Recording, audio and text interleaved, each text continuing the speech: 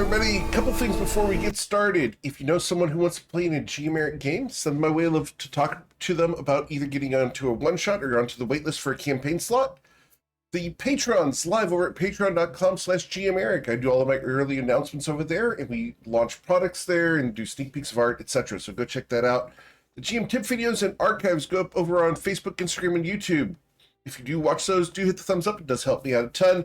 Also, the clip contest is currently going on. So if there's a moment that you enjoy from a session, throw a timestamp or a clip into the clip contest channel, and you'll be automatically entered to win a pixel die, which is a Bluetooth-enabled die where you get to customize the lighting within the die. It's really cool, and that's going to be at the end of the month. Also, I have a Learn to Play one-shot for the 2024 rules on November 17th at 4 p.m. Central. Go check that out. The sign-up for that is over at gmark.com. I also have a one-shot for Uni and the Hunt for the Lost Horn. That's on November 21st at 8 p.m. Central Time. So go check those out. It's going to be a lot of fun. We still have some spots available for those, so pick up those tickets as quickly as possible before they fill up. But let's get you guys going, because you guys came to play some D&D, and it's that time. So, you guys are adventuring in the lands of Toivoa, and no, those will not be streamed. Those are private events. The one-shots are private events because we want to keep those people comfortable.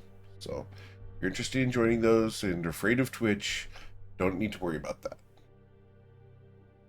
You guys are adventuring in the lands of Toivoa and are currently on a ship out here in the North Sea, headed away from Shimahaba and towards the ancient wastes, on your way to collect political power and connections in order to facilitate the restoration of the Shantaran Grove and Twilight's rise to power, as well as shutting down portals between the material plane and the Fey realms that have caused the Shantara Grove to leak into the material plane. To that end, you've hopped aboard the flagship of the Shinoza Protectorate, along with its ambassador in the form of Islarn Sonozath, and Romos Managath, the captain and leader of the Sonozan Protectorate military. Along the way, you picked up a wonderful cleric who enjoys using fire in the form of Eowyn, and last week we brought in a archer by the name of Winkle. Sitting in the mess, we have Ayla Taylor, the self-appointed chef of the ship, who is currently performing what action aboard the boat, as the camera pans to Ayla. What time of day is it? It would be breakfast time. Okay, well, she's performing marvels trying to make eggs Benedict. Excellent. Can I please get your survival check? Yes, you guys have had a long rest. So as we start the day with a 17, these eggs Benedict come out excellent. Did you do them with the biscuits or not? Heavens, no, I used English muffins. Oh, very good. Made from scratch English muffins with eggs Benedict, the hollandaise sauce and everything. Perfect. Delicious. And she didn't break it. Yeah. You all smell the breakfast down below. Do you wake up to come out for breakfast? Winkle? Ooh, yeah, that smells good. Covet? Twilight? The two of you are fading into focus sounds about right. Would you two get up for Eggs Benedict? Eventually. Yes. Eventually, okay. And And swat hand. I gotta get dressed. I gotta get dressed. as the biscuits have been checked, we go towards Islarin Shonozath. Islarin, you smell the delicious breakfast from the galley. Miss Lauren will absolutely get up for that. She's been awake for a little while now. She's doing some writing, some stretching, just getting ready for the day. Okay. As you guys make your way below decks, across to the galley, Ayla's there with Eggs Benedict. Did you make enough for everybody? Of course, I could feed the world when I cook. Cool. Facts. So, there's enough food for all of you. Do you try to all cram into the galley, or do you take your food to your various berths? Because there's not exactly a huge dining room on this ship. We'll go eat on the deck. You're going to go eat on the deck. Awesome.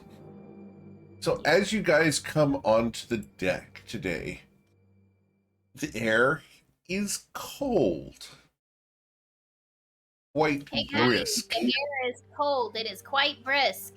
Got one job on this ship. Would anybody like some hot coffee?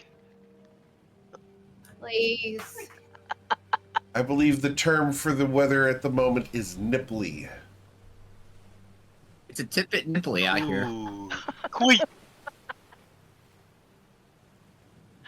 That's the term that I have used for years and years, and everyone knows exactly what I mean. Yep. So I'll come up on the deck with a hot coffee pot. Okay. Can I get you some coffee, Covet? Twilight? Absolutely. There you go. She's like, she just kind of nods and is appreciative, but she mumbles, "Thank you." I know, it'll be better after you have your coffee. Yes, So what do we coffee see on the and horizon? As you look around, please roll your perception check, sir.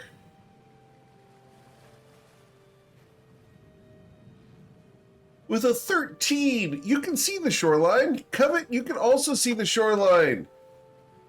While Twilight sees the shoreline as a flat gray line, Covet, you can see figures walking around miles away because there are no hills.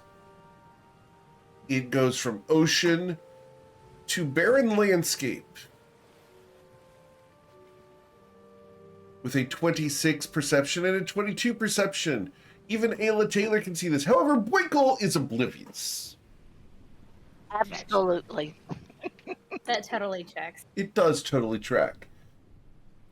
As you three look at the shoreline, the figures appear to be skeletal. That's really strange looking over there, Covet. Are they? Can I tell whether it's actual skeletons or is it people who are malnourished? With a 26 perception, these are skeletons. They've been bleached bright white by the salt air, and they are moving around.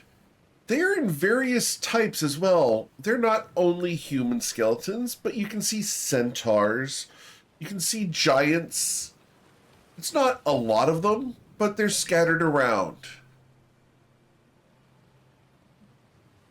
As they're walking around, you see the terrain beneath their feet shifting. Upon closer inspection with your high perception check, Covet, you realize these skeletons are walking on an entire terrain made of bones. Millions upon millions of dead lie across that flat wasteland. She is very unnerved by this and places her hand on one hand on her on Soul Render, remembering what MKL had wanted her to do, but knowing that there are just way too many for them to handle at the moment.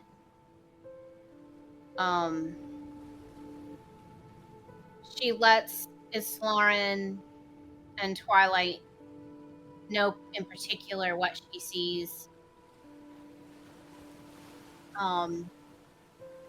And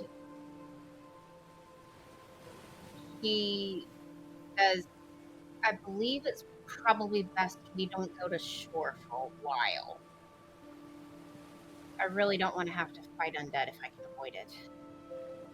And I really don't want to test out this dagger that's been given to me if I can. If you look across that wasteland, you can see for miles inland. There's an occasional moving figure. It's horrific.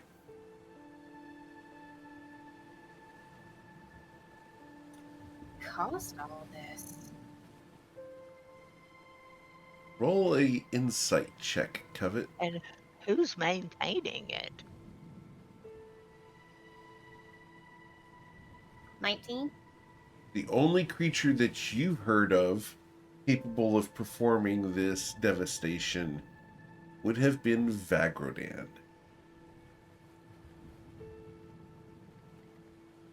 But it could have been something else. Maybe? Seed of doubt kind of lingers on the edge of your consciousness.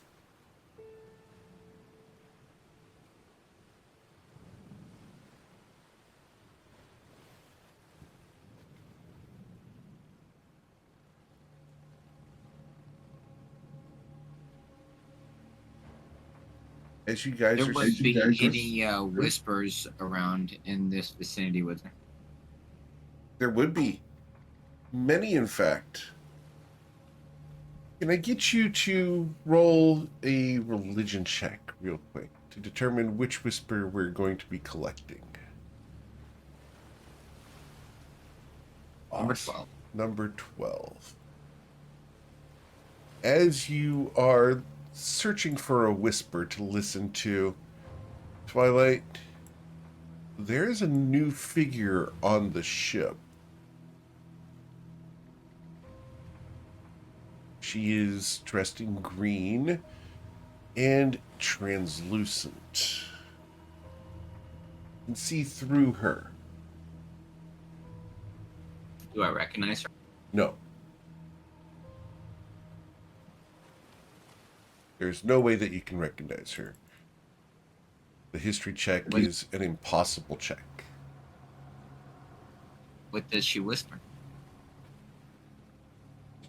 As she's looking at the shore, she is moving around nervously across your ship, flitting from one shadow to another. You approach her. I do. She dissolves into sand and washes overboard.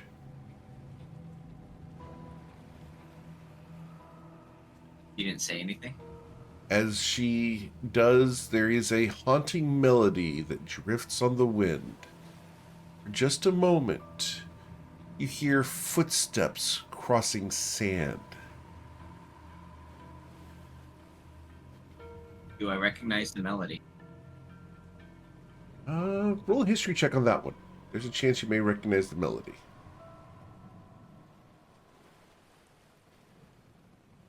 With a 20, you do recognize the melody. It's one that you've heard here in Shu long ago, but It's just a little fairy tale for children, talking about Kira the Swift, a folk hero from ancient days. I would actually like to play the melody. Okay, please roll a performance check.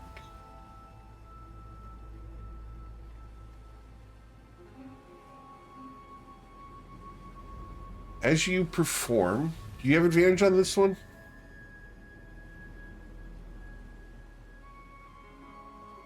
I do not. Okay, so with a 21, as you begin playing, the sand returns to the ship and she recoalesces and begins to dance on the ship, closer and closer to you.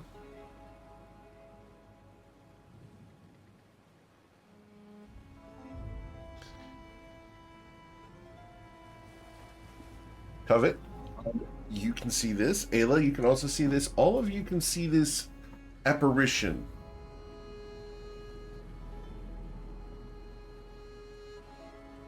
Would I know who she is? Because as far as I know, he hasn't said anything to me.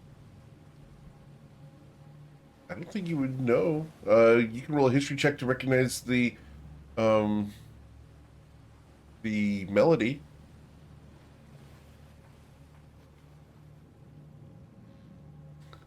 With a 26, you would recognize the melody, yes.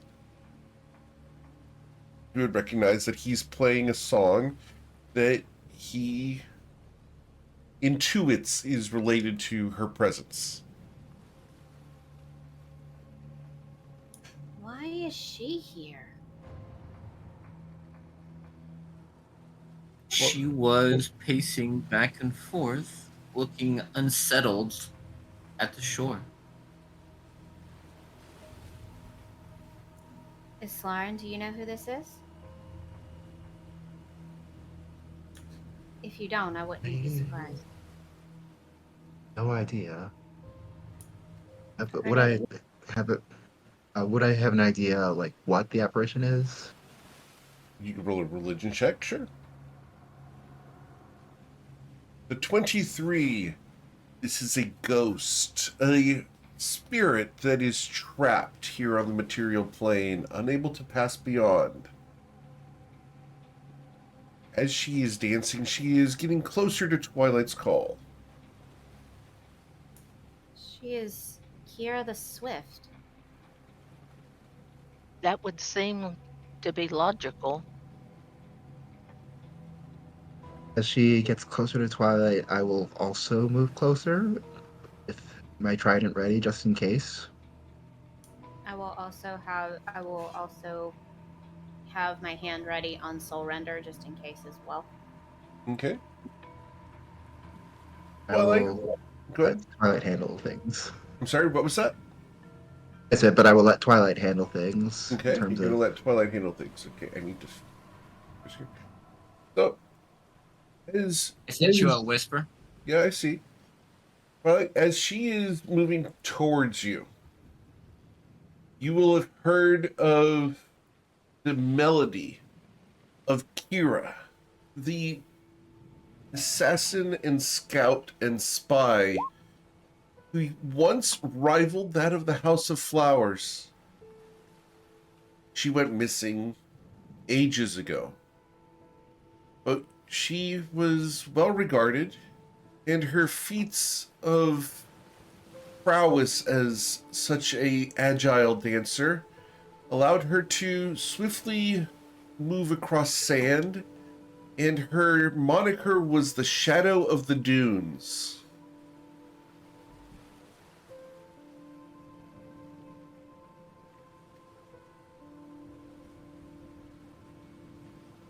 As she comes closer, she will pause dancing for a moment and look at you. I haven't heard that in far too long.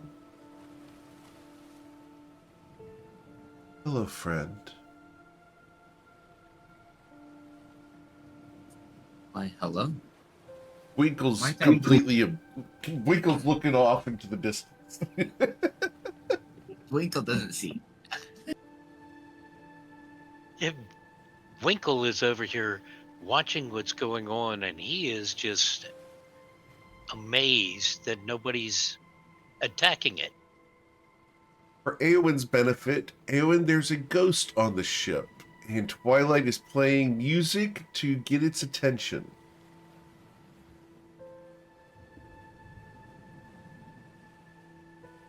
Twilight will inquire, saying, "Perhaps you might be the shadow of the dunes." The dunes? The dunes. Yes, the dunes. I died in the dunes. Long ago. Don't go Like ashore. Don't go ashore. The dunes are cursed. I am cursed. I died in the dunes. Long ago.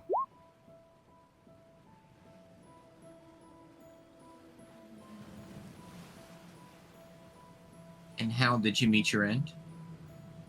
The dragon. The dragon. I would flanked him. I had him in my sights. I had my daggers.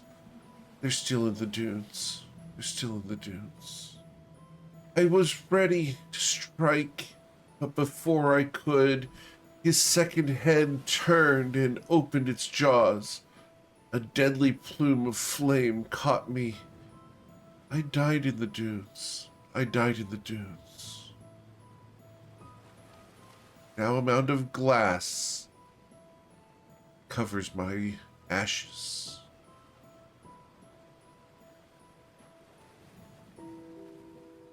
sounds like Vagradan. Do you know of a way to control the dragon? No one controls Vagradan. Not anymore. The shards that once controlled him are shattered. His influence is loosed.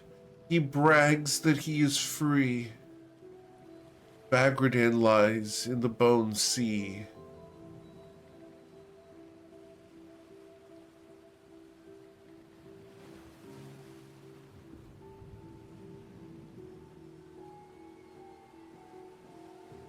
And what shards might those be? The shards, long ago. Duldrin's Shadow Scar once made them as part of the creation of Vagradan. We knew where they were, and we sought to wrest his hold from being complete. Unfortunately, we were all slain. All of us. We were all killed by Vagradan. In a swamp that once was blessed and beautiful, now strewn with bones as the Bone Sea. Those weren't the shards of the baneful Ashwood staff.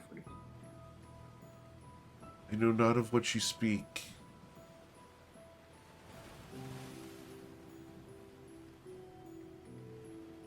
And how might your soul be put to rest? Slay Vagradan. End him for once and all. Then I can move on. As can all those who rest upon the Bone Sea. Thank you for the reprieve. Your music was nice. You have my blessing until it is night. And the figure is going to blow away as a small sandstorm back towards shore.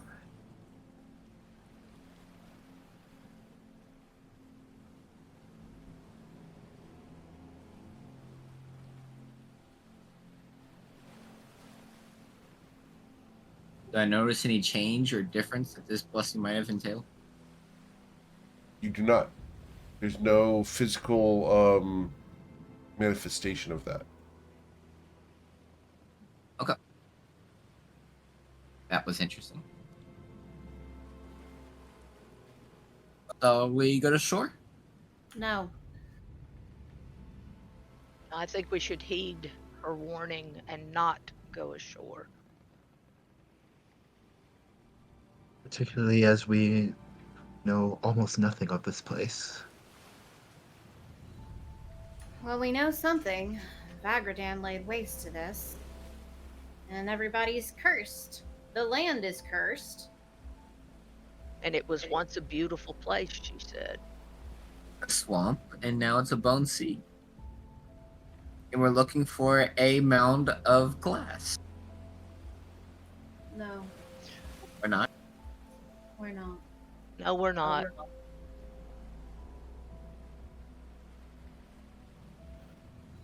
So we're continuing on. I don't think it would behoove us. How powerful is this Vagradan? It's a It 3 is. mile long dragon. And he's got 2 heads, and each head thinks separately from the other. And he He's the did one- this. He's the one that you almost got sacrificed to. Speaking of, So here's the fun part. Winkle would have seen Vagradan, and we're going to go ahead and, because the player has not seen Vagradan, we're going to put Vagradan on the screen. Cool? Awesome. Yeah. We'll put Vagradan on the screen here. One moment, just getting him ready, because dude is a honkin' chonky. So here you go. May need to zoom out and back in to get that to focus. God, that's gorgeous art.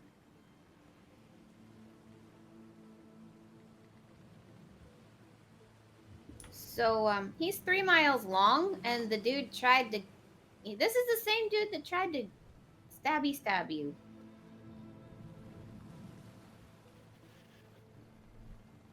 He'd make a good burger. Make a good burger. That being said, now that Covet has finished her meal and everything, she looks at Lauren and Twilight and says, I have these 2 things from when we rescued Winkle. I think that they should be identified. What do you think? Go ahead. I think that's probably a good idea.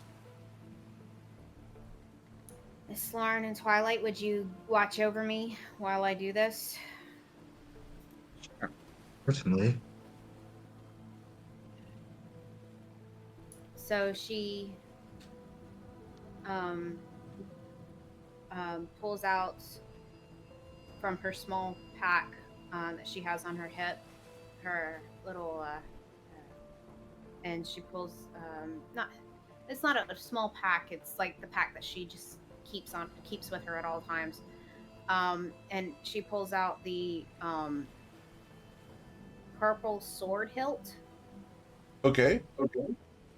first, and the ritual dagger, and lays them both on the deck, Okay. and sits down and goes to identify each one of them in turn, Cool. one at a time. Awesome. So, which one would you like to do first? I have a feeling I'm gonna get cursed for this. There's always that Oh. chance. Oh yeah. So she looks at the purple sword hilt and says, "I'll try this one first." But before she touches it, she checks the arcana to make sure that there's like any runes or anything like that, to see if she understands what each of these runes are, if there are any. Is that cool? That's absolutely fine.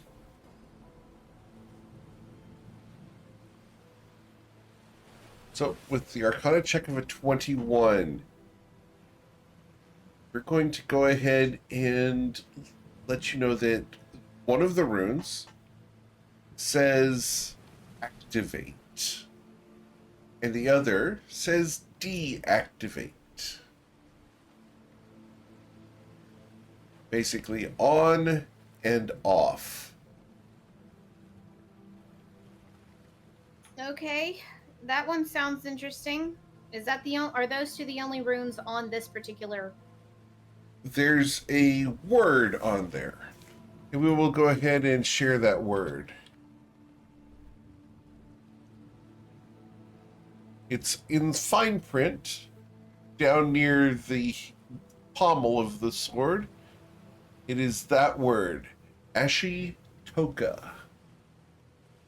What does that mean? You Would have she no under- idea what that means. There's no way you can possibly know what that means. It could be a proper name, as far as you know. Hold up. What do I have up? What do I? Can we I've got my identify what calligrapher. language it is? I've got my calligrapher's supplies Sure. up, so I can read any written language. You've read it. So that's it. Okay.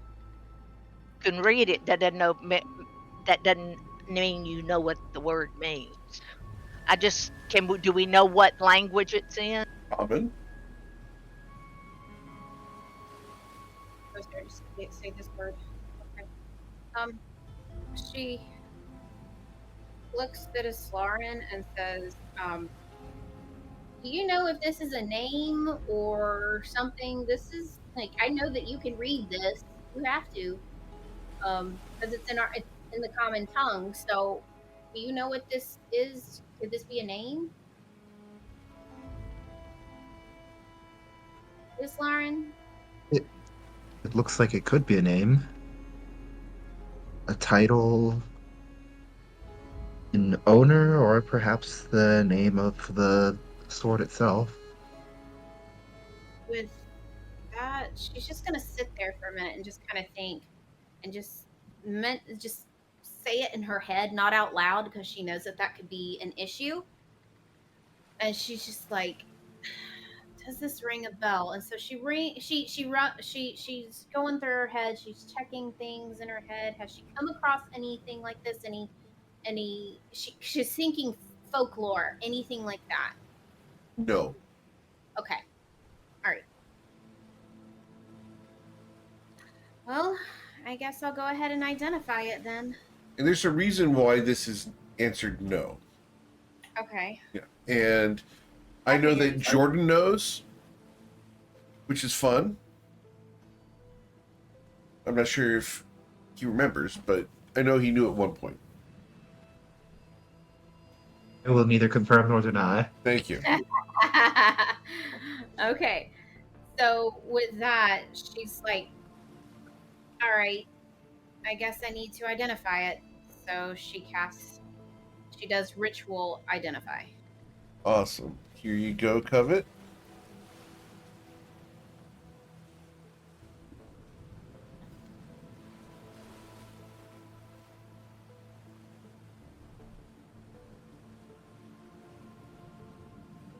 I've sent you the link in Roll20.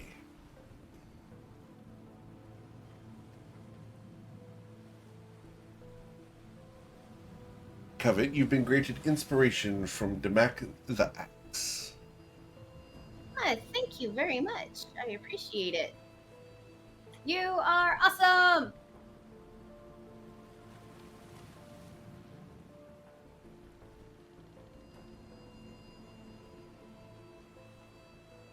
Of it, what'd you find out about it? Oh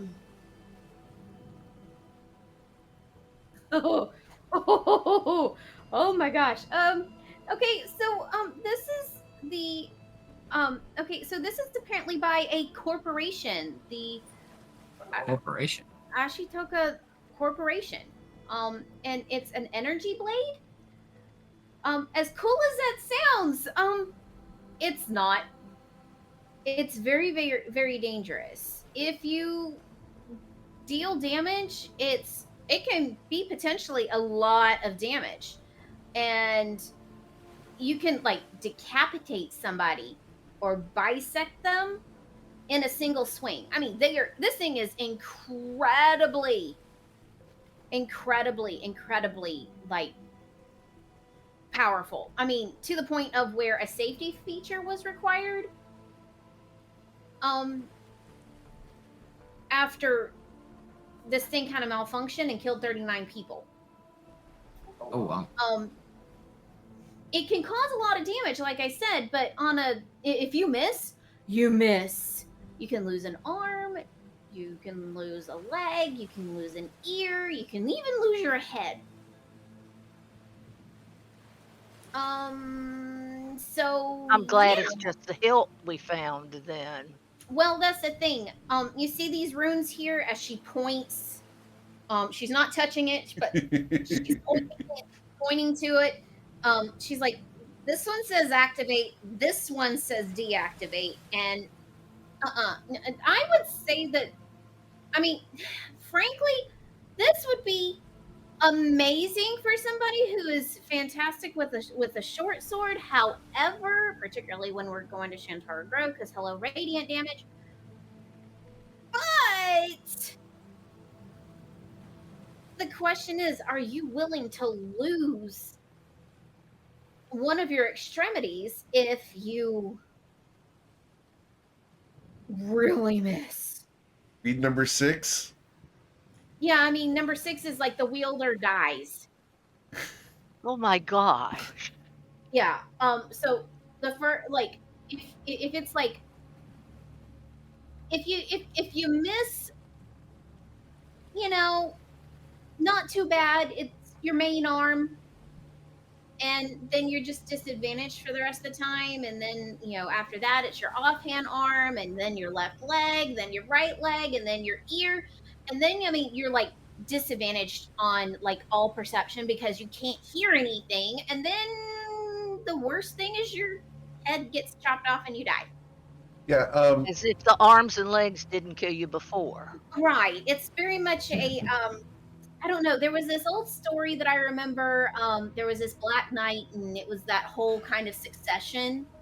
And he kept saying it was a flesh wound, but it really wasn't a flesh wound. His Yeah, arm I was. heard that story. He threatened to bleed on this enemy. That's right. So that, yeah, yeah. I think that we just need to not use this one unless for dire emergencies. Can I see it? Covet looks at Islaren.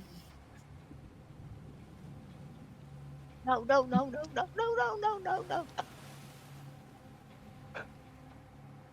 Lauren kind of looks back at Covet with a facial expression that says, "Well, he's your husband."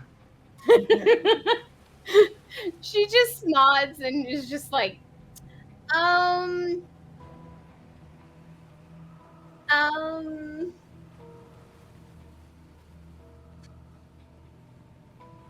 she looks at Twilight and says, please do not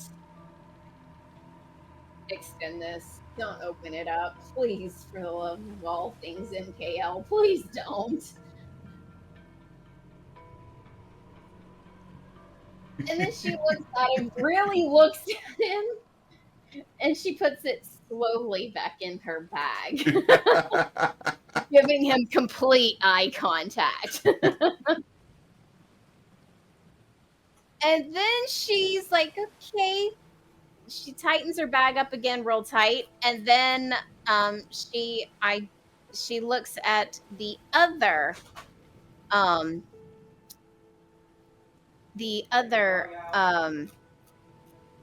the ritual dagger. Okay. She looks at it. Sure. This one looks like a hooked obsidian dagger. It looks very cruel. And you know that this came out of Winkle's chest.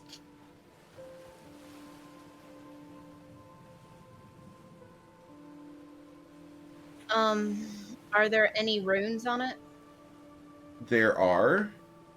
They are bright glowing green. And They are a V rune repeated across the blade.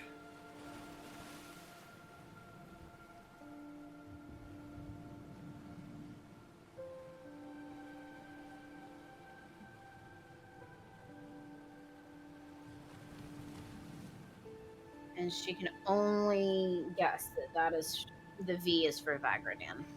That is a passive insight success. Okay, yay. Does it seem? I mean, obviously there's runes on it, but it doesn't necessarily mean there's any magic instilled in it at the time. It could just be the faith of the people. So she's gonna check and make sure that there's any magic involved with it. Roll your Arcana check. You have detect magic by any chance?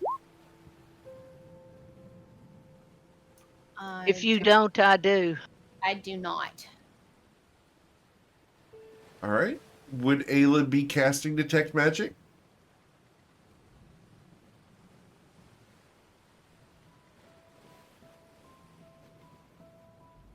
Maybe.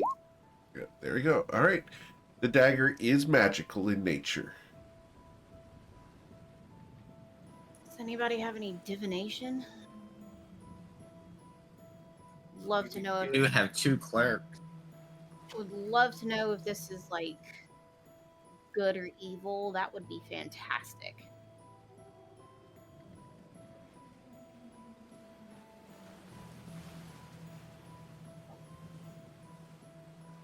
Well, unfortunately, you have no way to tell. Okay.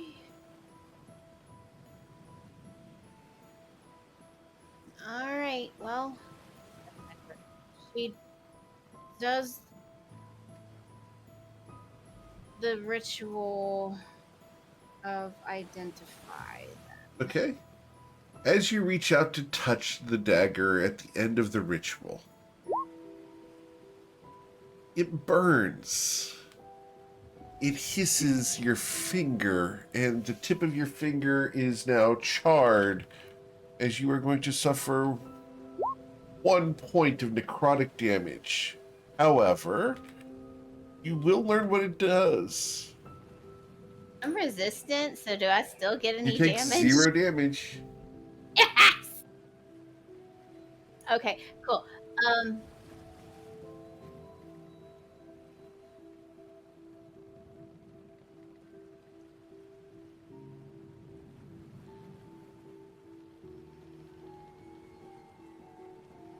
It investigates the dagger and studies it carefully. What is Eowyn doing during all this?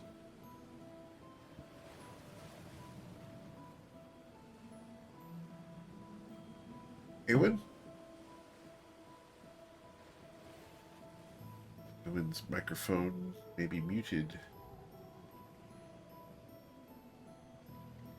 Winkle, what are you doing while they're investigating these magic items that they pulled out of your chest? I'm looking at this dagger, and I feel like I have. I feel like I am looking at this dagger, and I'm feeling like I know this dagger more than just being able to see it. Okay. You feel a connection It feels. Yes, I feel a connection to it, and it's an evil connection. Is that a evil connection like you want it, or an evil connection like you are repulsed by it? Repulsed by it. Okay. Oh no, it kind of went into your chest. It would be definitely repulsive. Well, this thing's kind of interesting. It helps you hit harder, that's for sure. And, if you hit really well, the dagger, it'll light up with like this really weird, icky light. And then whoever you stabbed it with has to, they take on some necrotic damage, which is pretty cool. And then if when you stab them and the creature, dies, they turn into dust. And if you are, if you are proficient in daggers, you get to add, you get to add, that proficiency. I mean, you could potentially do better with it. It's actually kind of cool.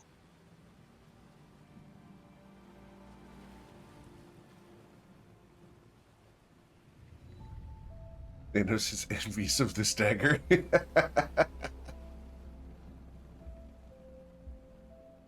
You put the hilt of the dagger on your fingertip. Does it balance? It does not. No, So Thanos can't be that envious of it. No. no. So this is really interesting. So she's going to she's gonna go back to the energy blade, and she's going to tell everybody that, all about it, more detailed, and then she's going to go into great detail about the baleful talon. Okay. Though I would be very careful with the baleful talon. That thing kind of that'll give you a nasty burn.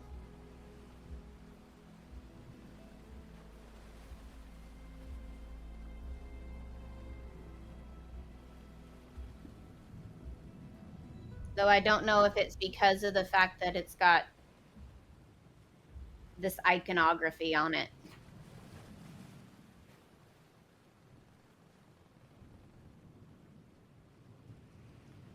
And as she says that out loud, she thinks, does it? Roll insight check. Insight? Okay, that was Arcana insight. No, insight, please. I like this roll better. Excuse me. Yes, Eowyn. I just want to say, I think we should avoid using the dagger for now. I understand that. I'm just I trying to... agree. So, with a 25 insight, Covet, yes, this is a ritual dagger beholden to the faith of Vagradan, and anyone who has a religious connection other than to Vagradan takes damage by holding it. Yeah, we definitely need to get rid of this one.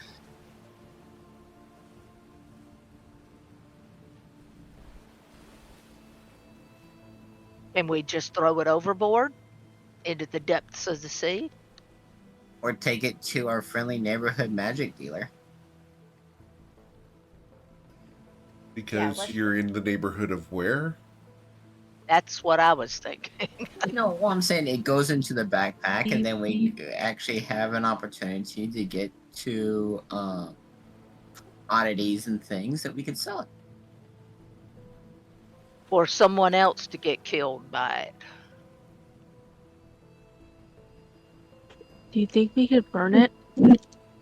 I don't think Judith would have issues with this dagger. The obsidian is basically volcanic glass. Yeah, So, it's not going to burn. no. No. Wait. Would I be able to hold it? Would you like to Would try? I be able to use it? Winkle? Winkle is asking if he can hold it. I mean, he's already had it in his chest once.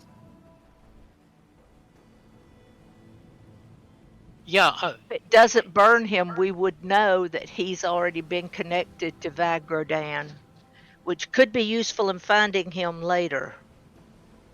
Do we want to find Vagradan? I mean, I wouldn't mind another aerial mount. I would like to find him to finish it. A 3-mile dragon. Why not?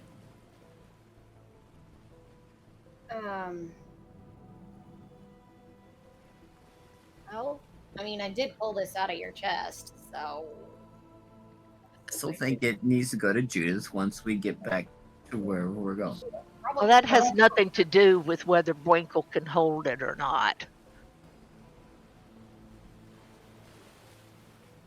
we're just going the opposite direction of Judith's, though. I thought she established a network. Did she? Nope, that's Faerun. Nice try, Twilight.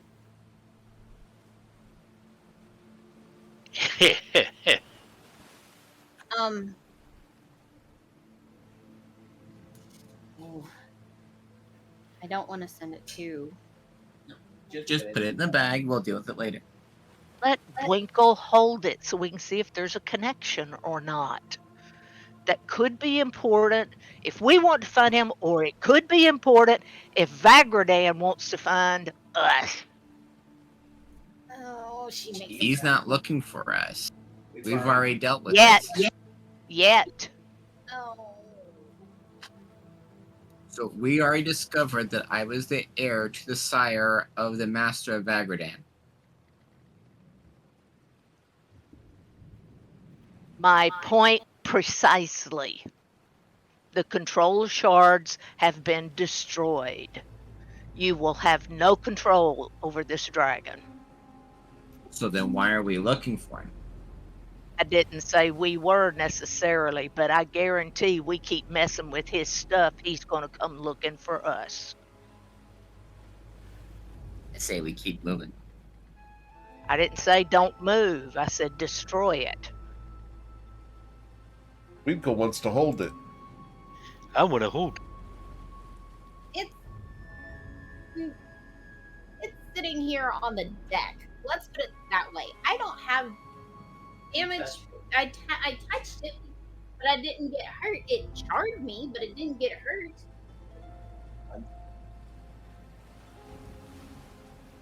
All right. Oh, well, Winkle goes over and to the desk and picks up the dagger. It's just on the ground. I don't have a So desk. Winkle reaches over and grabs it. Winkle, you've been granted inspiration by Damak the Axe. So click the inspiration little button there. Winkle, you don't worship any gods yet, do you?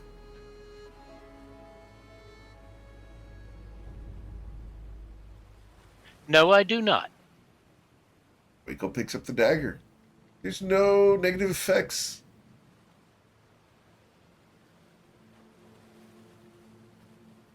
Seems to be a nice dagger. The runes glow ominously, Covet, Twilight, Ayla, Eowyn, Islarin, as he's holding this hooked dagger. What does that mean? What does that mean? There's some connection between Winkle and Vagradan. Dude can't die. That's it. She bats at his hands just a bit, but doesn't want it to fall on his feet, on his hooves, or on anybody's feet. And she's just like, dude, put it in the bag. Put it in the bag. Put it in the bag. Put it in the bag. Put it in the bag. Winkle No goes touching. Winkle goes over and puts it in the bag. Okay. She seals it up real tight. Yeah. No, you can't. No. No.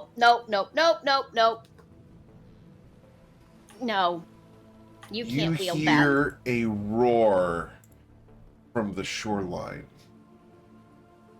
Distant and far away.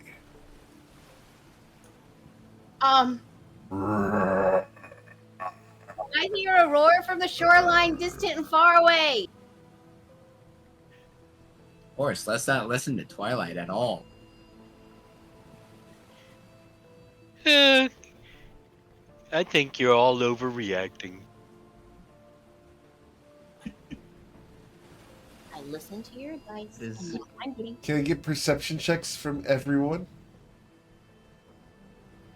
Let's pick up the dagger. Let's let him hold it, she said. I'm going to swat you. As you guys look towards shore, you can see motion. The formerly flat landscape seems to be standing up and diving into the waves.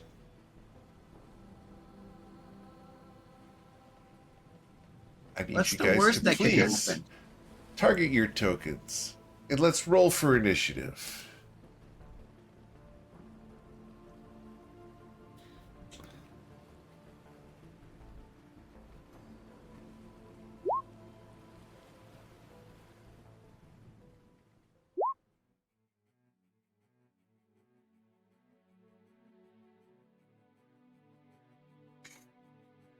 Rocky, watch me pull a dagger from that bag.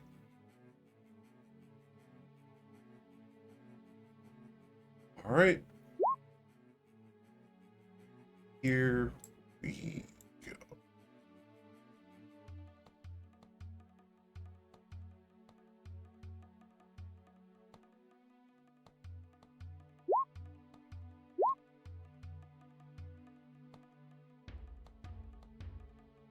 He gets carried away and does it twice. I'm sorry I did it twice. That's fine. We'll fix it. Winkle got an 18.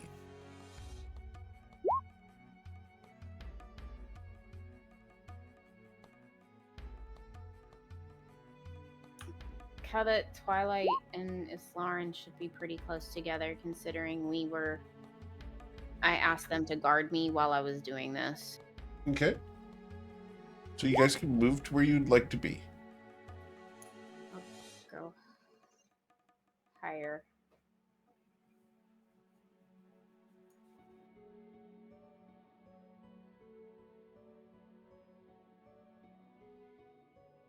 Check something here. My gun 20 is not working. 1 second here.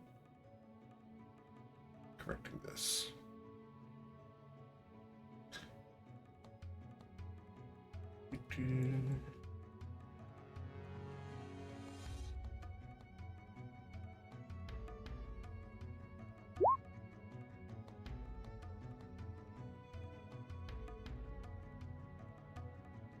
I'm going to have to do this manually. Okay. 1d20 plus 2. 13. Awesome. So, Okay, what did we say was headed toward the boat? Because I was helping Boinkle. the shoreline seems to have risen up and is currently headed towards the boat. You and Winkle summoned the Bone Army. Yeah. We'll just put them on the map for you guys to start. And I'm going to need to zoom out in order to see them for you guys.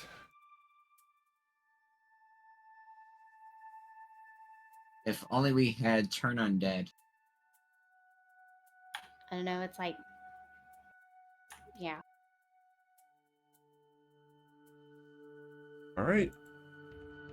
So going down the order, we start with Eowyn.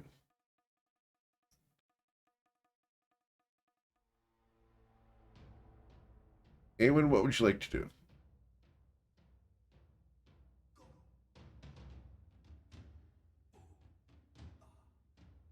Eowyn?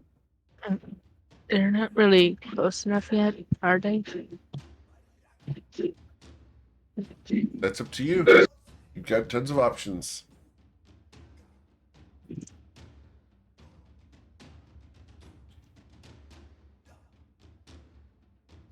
Guiding bolt goes up to 120 feet. How far are they? From where you're at now, pretty far. Let's see. Eowyn, you are over there.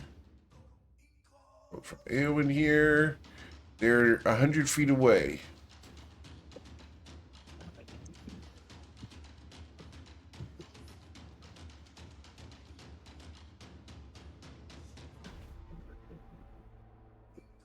I think I'll just hold that action. Okay. It's Lauren. I'm gonna move closer to the.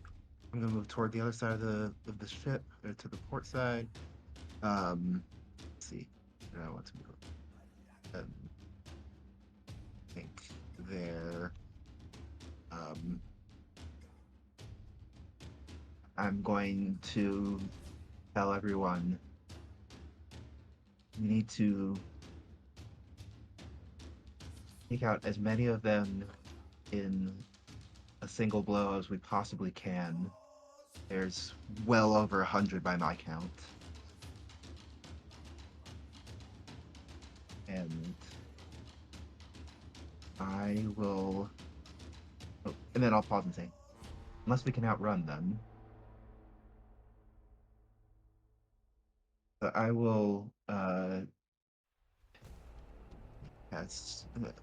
don't actually think I have anything that can get more than one of them at once.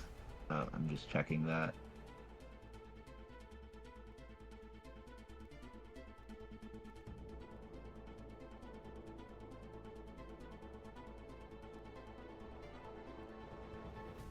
Don't, so I think I will now just cast Bless,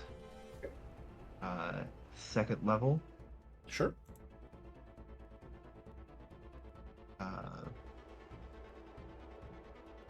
And who's within 30 feet of me?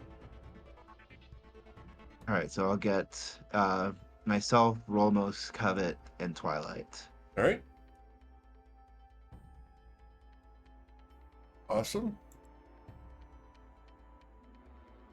Cool. Anything else? Nothing else for now. All right. After Slarin, we go to Bwinkle. Bwinkle, what would you like to do, sir?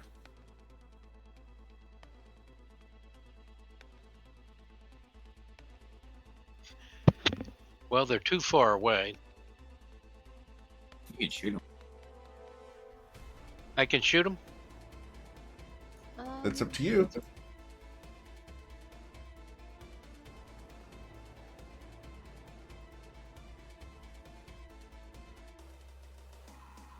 What would you like to I've do, got Bwinkle? my accurate shot. Shoot a long bow. Okay.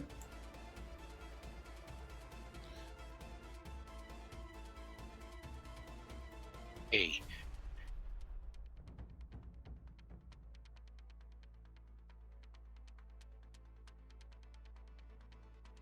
With a 22, which one were you shooting at?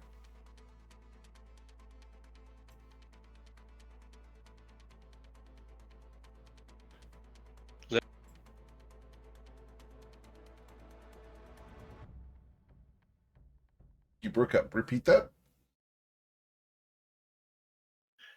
No. Hold on. There's teaching involved. Okay. Yep. Just need to know which one you're shooting at. Multiple times. I'm learning here. All good? Multiple times. Click it. Multiple. Is it not You see it? pinging? Oh, press and hold. Just need to press and hold on the skeleton you want to attack. Or you can right click and do ping everyone and it will ping. There it is. I saw it. That was me. Okay, so this one down here. Gotcha. Yep, that's Alright. the one. So you will deal 10 damage to him with the first arrow, and the second arrow will destroy that skeleton. Awesome. Anything else, Bwinkle? Yep. Nope. Any movement? Can I you'd take like to another do? shot? You took 3 shots. Okay, I just want to move down one. Okay. Cool. Twilight's Call. What would you like to do, sir? Twilight will say, well, this fantastic situation started with the dagger. Can we end this situation with the dagger? And we'll leave that information out there for those to process as they think through what might potentially happen. And we'll target at this thing. Repeat that ping, please. This one here? Gotcha.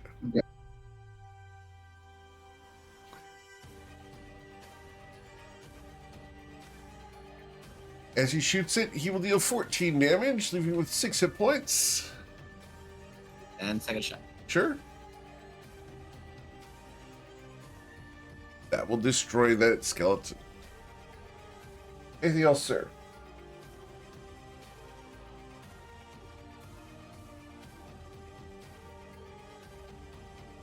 No?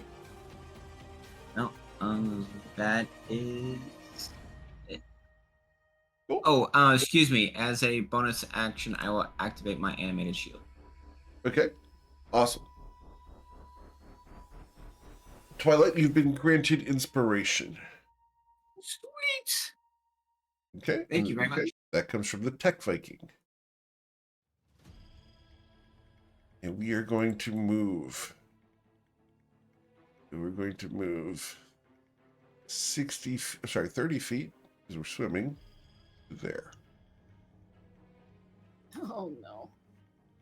All right. Cool. So who's got the dagger? I do. Zerona.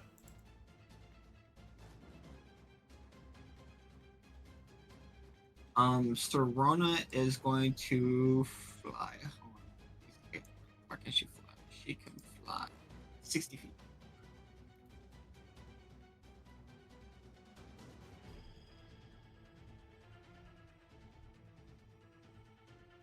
I would.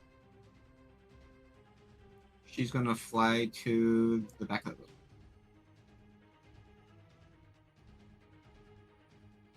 Back to the boat. Okay.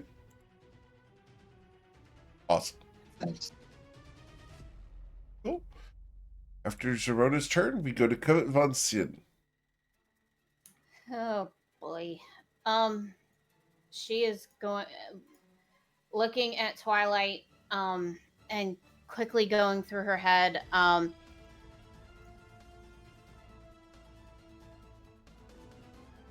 Is all of this like? Would they be able to trail the dagger? Which with the Arcana, would she know? The dagger is currently where? It's in my bag. In your bag. Okay. Yes, I would pull it out with a bonus action. Or a This full would be action. an insight check.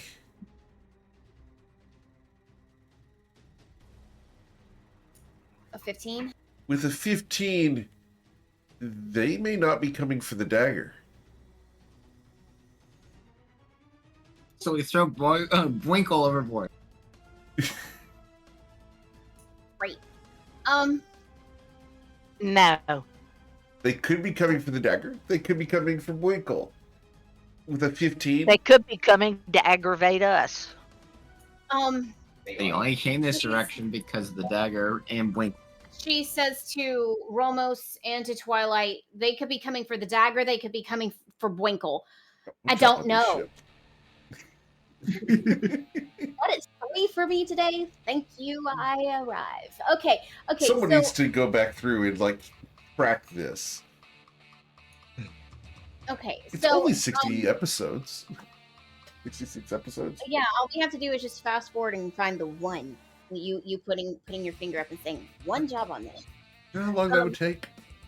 I got a lot of work to do. So okay. So Do you think? she says this to Ramos and Twilight. I don't know. I mean, it could be coming out. They could be coming after the dagger. They could be coming after Bwinkle. I don't know. Go give him the dagger and see what happens. Are you Yeah, being? maybe I can tell them. Maybe I can tell them to stop. Go give him the dagger. Oh my gosh! All right, so she. Gosh. 15. How far am I to him? He's way at the front of the boat. He's way at the front of the boat. Oh. You're gonna have to meet me, Bwinkle. And she, Okay. You already met her. You met her yesterday. Okay, she is she dashed, and that's as far as she can go. And Okay. she holds out the bag. Damn surrounded. She holds out the bag, and she's like, shimmy the dagger up, Okay. like using the bag as like a glove kind of Sure. situation. Awesome. Ayla, what would you like to do? First thing I'm going to do is set up Spirit Guardians. You're going to set up Spirit Guardians. Okay. So if they get closer, we can do some damage. Cool. Uh, Oh, Spirit Guardians goes up.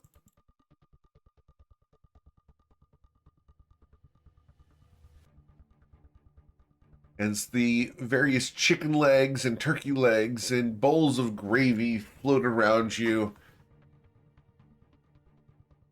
okay, it works. And then, The virtual cornucopia of delights. unless you happen to get caught in it. And then for my bonus, well, they're not close enough for me to do that. So I'm gonna move up. Just yeah, I'm gonna move to there, Okay. Cool. and that's it. Eowyn?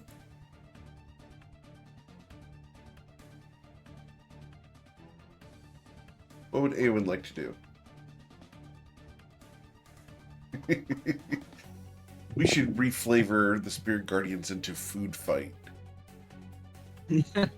That's amazing. I like it. Eowyn, what you doing? You're lighting up, but I can't hear you. No, it's Here. probably my fan. I'm trying to think of something. Okay.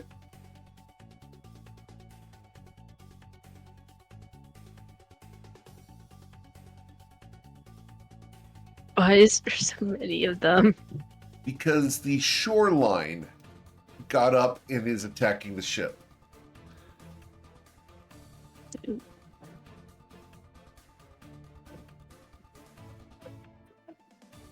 I think I'm gonna save my action until they actually get close. Okay. Cool. So, on the 20, I'm going to roll the initiative for Rolmos and for the Fantastic Four. Because you guys do have crew members to help you out. All right. Islaren, what would you like to do?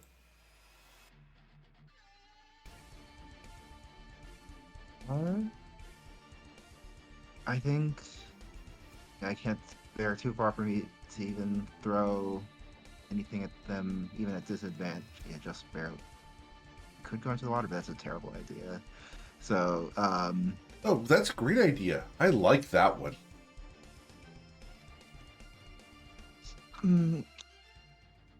okay, maybe it's the second best idea, but I'm gonna go with the better idea, and I'm gonna go dashing over to the other side of the ship. Okay. 10, 20, 30, 50. I can't quite get Ayla in my aura of protection, but yeah, I can. Yeah, if I can't get that far, then I'll stay here and at least have two people in it. Okay, and no bonus action while in my turn there. Okay. After Islaren, we go to Mr. Bwinkle. You were told to meet Covet. What would you like to do? I want to move over to where I'm standing by Covet. Okay. Come on.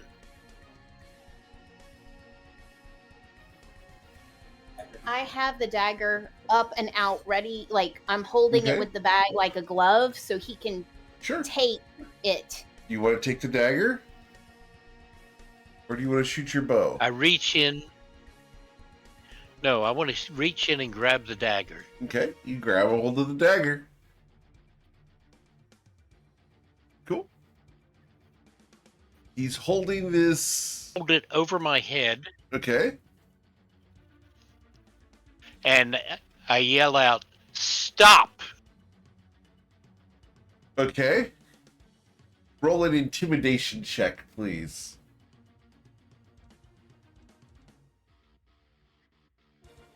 Straight down the middle. Intimidation. An 11. Yep. So with an 11, You don't think that worked. All right. So Winkle has told them to stop. Oh well. Twilight's call. What would you like to do, sir? I am going to target. We'll target this one. We'll start on the outside. Make our way. Sorry, I didn't see the ping. Repeat that. Okay, on the very edge. Got it.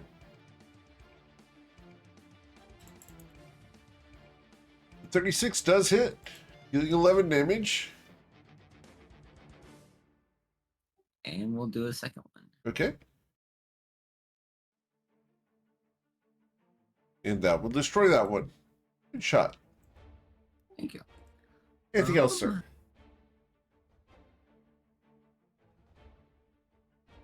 No? No, that is it for now.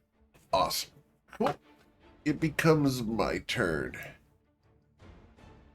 And you guys will see the skeletons are going to swim forward. And we move 30 feet to there.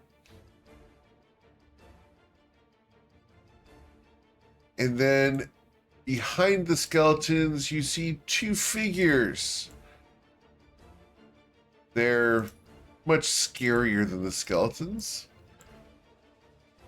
And it's just a spine that goes up out of the water before descending. Something is swimming below the surface.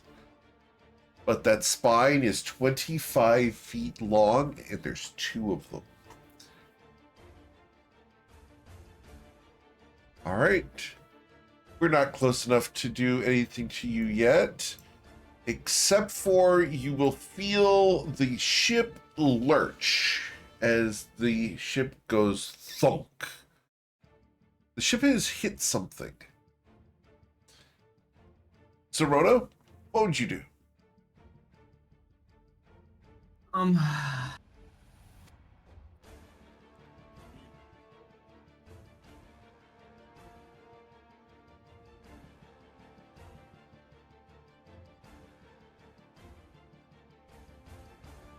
Arana is going to actually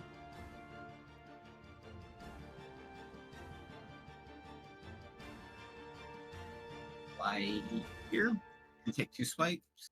Okay.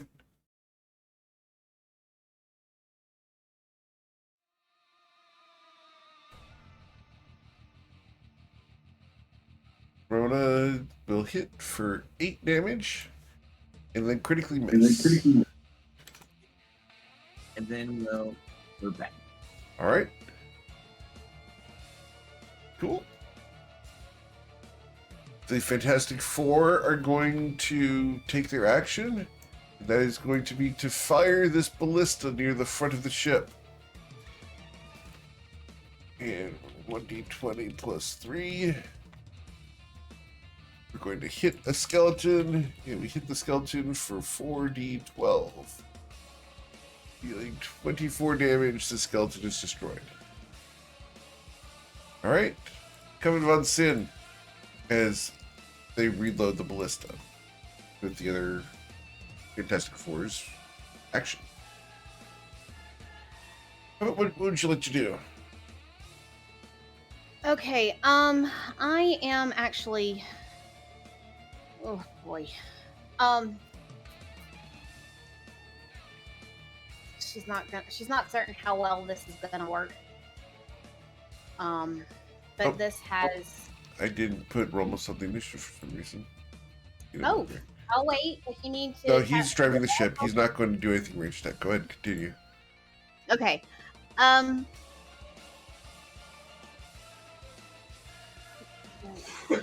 Where am I? Here I am. Okay. So where were those things that were big and mean and ugly? Because I don't see them at the moment. You don't see them at the moment. That's the fun part. Great. Lovely. All right. That totally tracks for Covet. Okay, so she's going to... Oh... All she sees is this all she sees is this, and she's just going to. I'm gonna use something that's not gonna be a lot of fun, but I think we're in the need of it. And I would only do this if I felt like we needed it. So she is going to use one of her Mystic Arcanum's 6th level spells Okay. and cast it right. Let me see if I can ping it for you right Okay. here. Sure. It's 60 feet. All right. What are we doing? It's a 60-foot. Yeah, it's 60 feet, and I'm going to do Circle of Death. Circle of Death. Awesome. So it's a 60-foot circle, correct? Yep. All right. So we need to go ahead and put that on the map for you guys here. So 60 feet from the point you said, which was there, would be that big. Yes, and it'd be missing all of our people, so we would be cool. Awesome. So as Covet casts Circle of Death, does not matter if I succeed or fail. The half damage destroys these skeletons instantly, turning them to dust. However, this person, this individual, is different. We're going to go ahead and roll a Constitution saving throw. They will suffer 43 points of damage.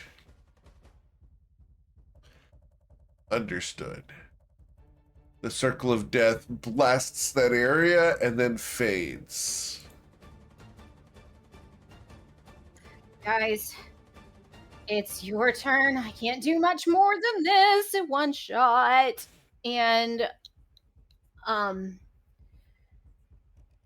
she's like Yell's turn Okay, as she breathes very like laboredly. awesome. Cool. So, after something up there, fixing that. I'm After just gonna Covet, we- link Circle of Death just so everybody can see. Yep. After Ayla No, Taylor. it's supposed. Sorry. After Sorry. Covet, we go to Ayla Taylor. Sorry, it did the damage, and that's not Yeah, what it's I not wanted. displaying the description. There we go. Oh, sorry. Yep, all good. Okay, I'm going to cast Turn Undead. Gonna cast Turn Undead. All right. How Yep, big is metal that? ability. It's 30 feet. You will affect nothing if you do that. That's true. That's what it said. That's what I told somebody. Except that they can't get within 30 feet of me. But that doesn't really affect anything. So what I want to do instead is cast at this guy right here. Yes. We're going to throw guiding bolt at him. Okay.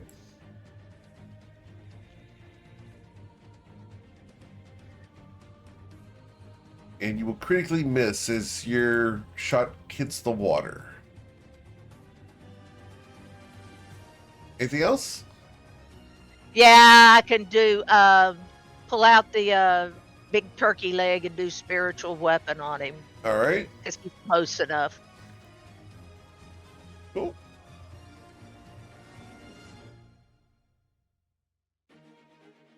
And with the 17, it bludgeons it for 11 force damage. The skeleton is severely damaged. Okay, that's it. All right. Eowyn, what would you like to do?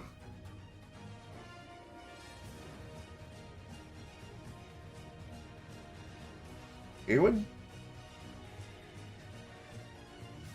Sorry, can you hear me? Yep, I can hear you now.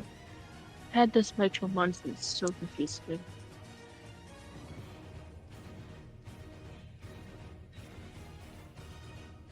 All right. So what would you like to do? Am I able to move here? I don't think you can move that far. You can only move 30 feet. So from where you're currently standing, you can move anywhere within that circle.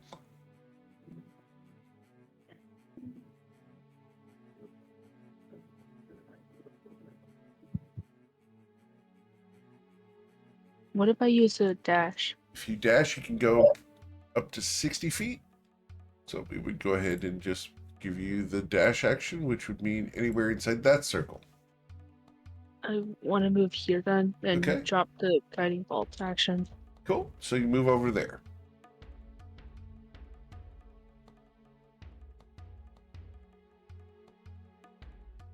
Grab your token and we put you right over there. Gotcha. That's where you want to be? I don't want to leave Rumbles unguarded since he's busy. Okay. As Awen runs over to protect Rolmos, we go to Islarn Shonazath.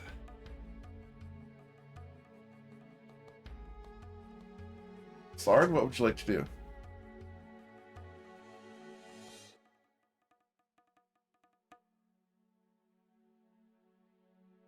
Islarn? There he is. I was muted because there was a motorcycle going by earlier. Oh, okay. I was saying I will run over to the.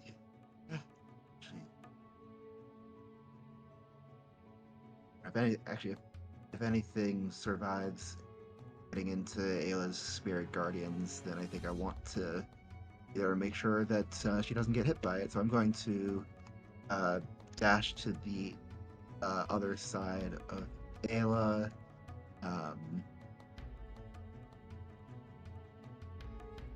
I'll just move there and end my turn.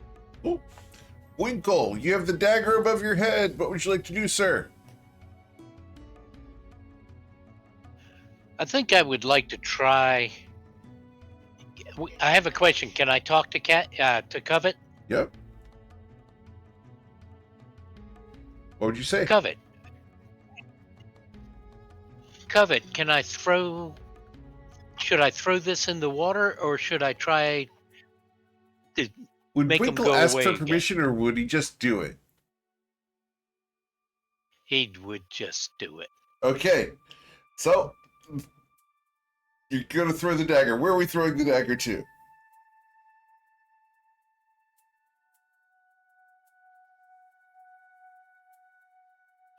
How far?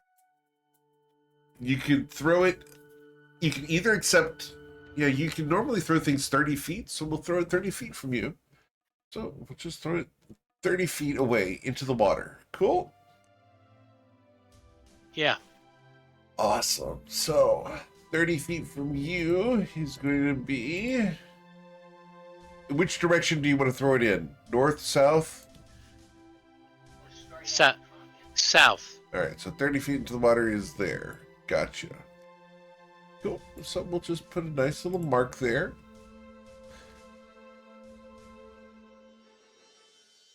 Oh, dagger here. Got it. Cool. Anything else you'd like to do? You still have 2 attacks if you'd like to use them. Like to attack one of the bigger things. Okay. That one right there. I didn't do the ping, but okay. You're going to shoot something?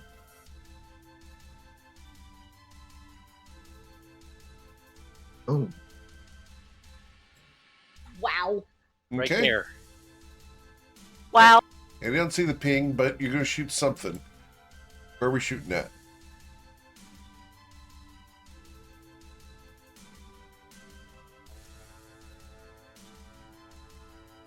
Oh, that one there. Oh, your color's blue. That's why.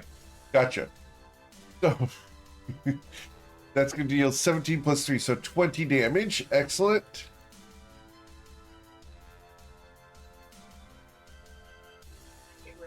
Yeah, I want to shoot him again.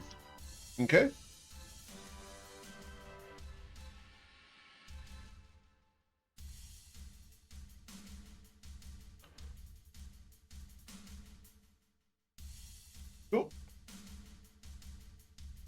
With a 16, you will hit it, dealing an additional 13 damage to it.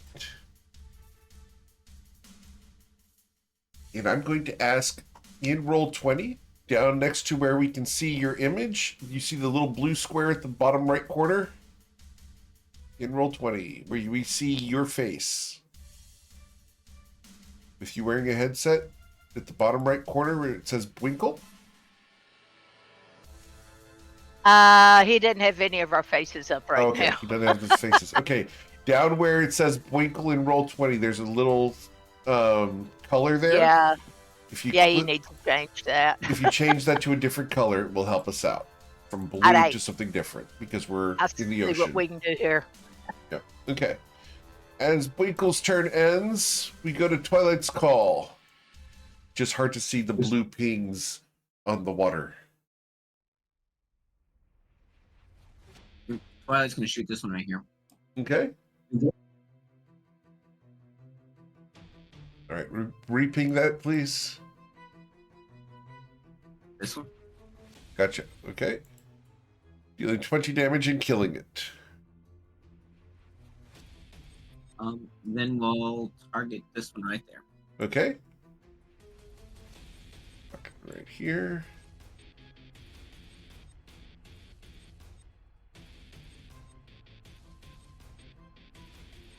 And you will hit, dealing 21 damage and destroying it.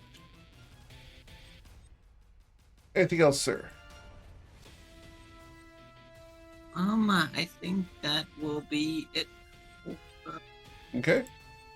Cool. After Twilight's Call, we go to Rolmos, who is driving the ship. He's going to hold his ground.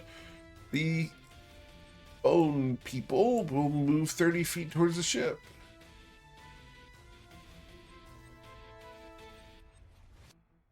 And we're moving. We shouldn't be moving towards the ship. I'm sorry. That's incorrect. We should have moved in this direction. Right. Come on.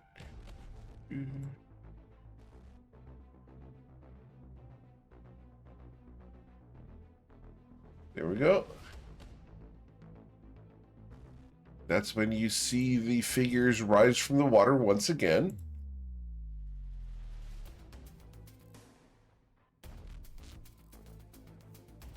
And they're going to fly 80 feet to here.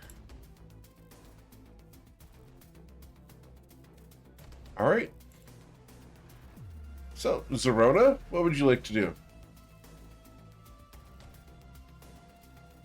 Sorona's going to take 2 swipes at this one here. Okay.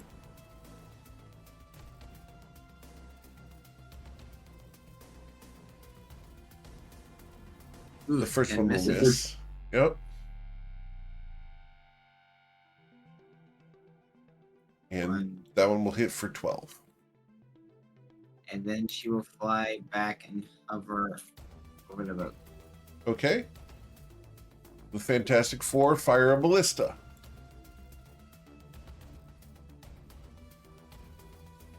Pow. And we will deal 12. He killed another skeleton. All right. We reload with the other one's action. We go to Covenant von Sin. She sees these 2 things pop up. She's like, "Oh, fun! What exactly are these?" These appear to be large dragon skeletons. They're 25 feet long and made entirely of bones. She looks at Twilight and says, "My love, we've got work to do." And she puts her mask on. Okay. She then looks. She looks at this one. I want to make sure I'm able to reach it. Hold on, let me measure just to make sure. She can. Yes. Gonna do her bonus action first with empowered hex on the dragon. Okay. 7. All right. And then she is going to do Eldritch Blast number 1, Okay. nat 20. Awesome. Cool. So as you blast it with a critical strike, you're going to deal 21 points of damage plus another 18. So that's 39. 39 plus 7 would be 46 damage dealt. Ow. Wow, it's nice seeing it go down, but I thought it'd be a little bit more powerful than that. Okay. That's what Eldritch she Blast. said. Eldritch Blast number 2. Oh, 12 does not hit. 12 does not hit, no. Eldritch Blast number 3. You do have blasts. Oh, I forgot about that. Okay, so let me do Bless real quick. That's 1d4, correct? Yes.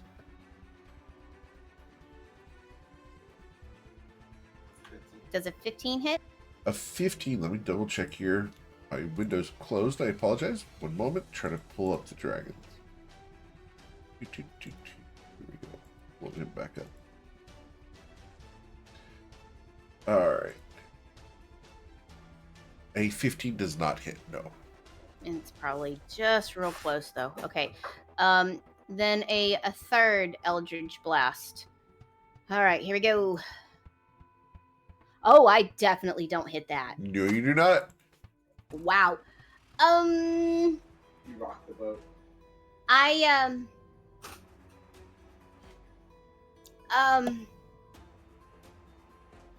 a failure to launch apparently, and she says next time, right? Great. Ayla, what would you like to do? See here.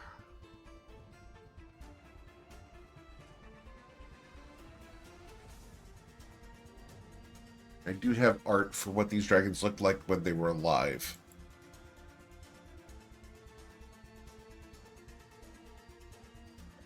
They were cool. Oh, lovely.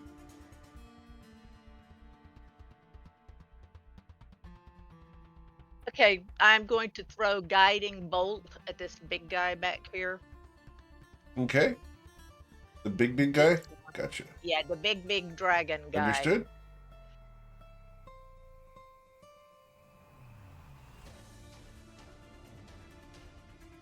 A 27 will hit, dealing 13 damage.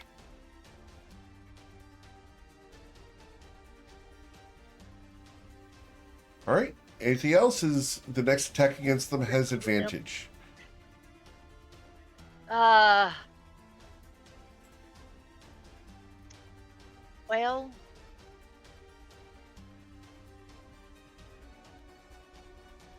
that's the only thing I've got that'll hit him. Okay. So the next person will have to just get the advantage. That'd be what? Aowen? That's up to Eowyn. If she wants to attack him. Alright. Eowyn, what would you like to do?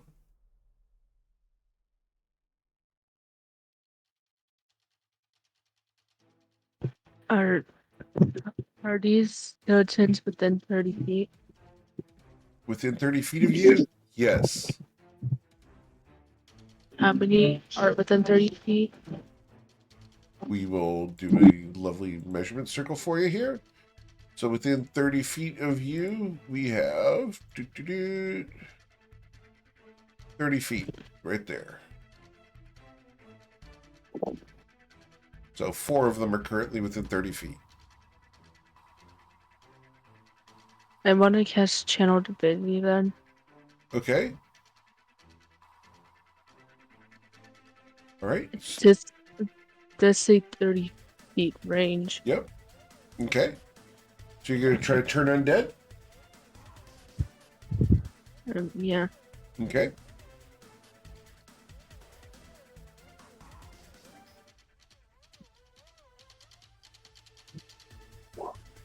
Awesome. So, Constitution saving throws of a DC 16 for the skeletons. 1, 2, 3, 4. Uh-oh. Alright, so this guy is going to suffer 17 radiant damage. The other one here suffers 8. This one suffers 17. And this one suffers 8. Cool. Anything else you'd like to do?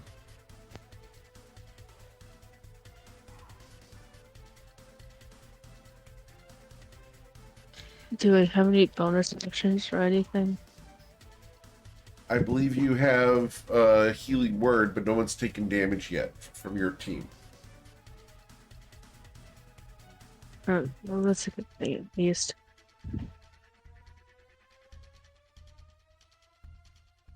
Okay. Then, after Awen, we go to Islarin. Alright.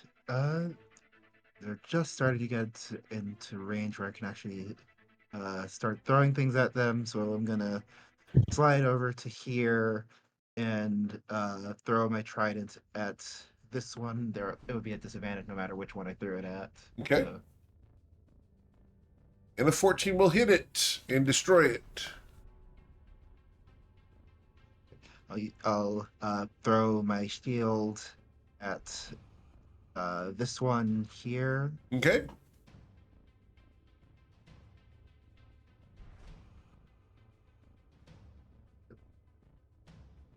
All right. A 13 does hit, dealing 8 damage. Right. Most of the blast not adding to the damage. So Oh. I will use the shield will fly back to my hand, and I'll use my bonus action to call my trident back. Awesome. And I will. I think I'll stay on this side of Ayla. Sweet. So as you threw your trident and shield, the two weapons impact the skeletons. One dies and the other is damaged. Winkle, you have thrown the dagger into the sea. What would you like to do, sir? I'm going to take an accurate shot. Okay, what are we shooting at?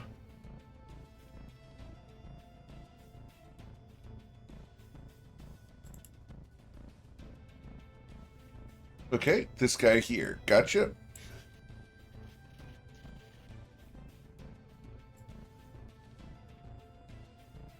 Shooting here. Gotcha. And you will hit, dealing 14 piercing damage.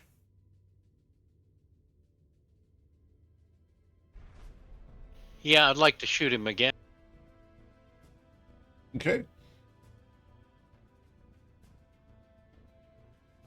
And that'll be another critical strike. Awesome. It's going to deal 17 plus 2 for 19 damage. Big hit. I have one more, don't I? Yes, sir. Another accurate shot. Okay. A 23 will hit for 14 damage. You are easily hitting these things. Anything else, Boy Gull? Nope, that's it. All right. Mr. Call.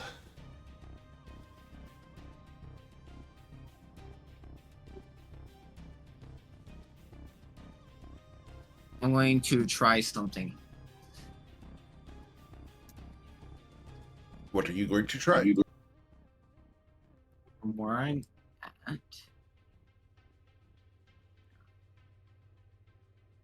A 20-foot circle.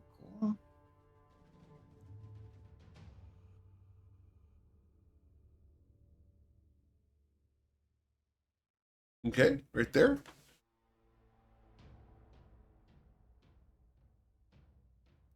That one right there. All right.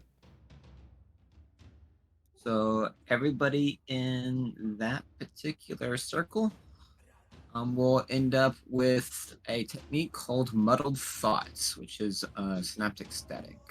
Okay, awesome. Can I get you to set that to linger? Do you have to? Do you have to? Do you have to let it linger? All right.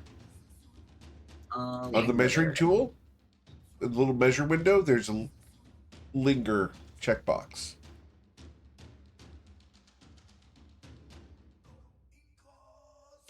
That one.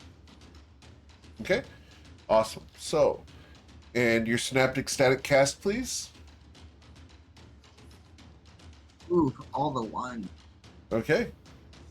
So, intelligence saving throws for the 7 skeletons in there. 1, 2, 3, 4, 5, 6, 7. And your saving throw DC is a 16. 16. All right. So, So 2 2. saves. Yep. So, 1 dies, 2 dies, 3 lives, but takes 13 damage. This one dies. This one dies. This one. Oh, I did that wrong. This guy dies. All right. Cool. So 13 damage there. The Bone Naga there. Right here. His intelligence saving throw. It's a 7. He will suffer the 26 damage and be affected. Goodness, if I could type today, it'd be great. But that minus D6 is going to be amazing. It is, and so we're going to go ahead and mark him here. And then the Drake over here, his intelligence saving throw could be an 11. He will also take 26 damage. Be affected. All right. Anything else? That is it from Twilight. Cool. Romos is still driving the ship. We go to their turn. The skeletons are going to submerge, as are the dragons. They're all going after the dagger.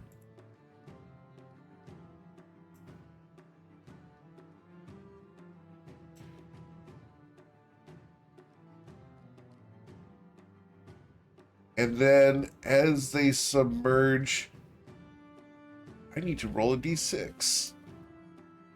D6. 1. Awesome.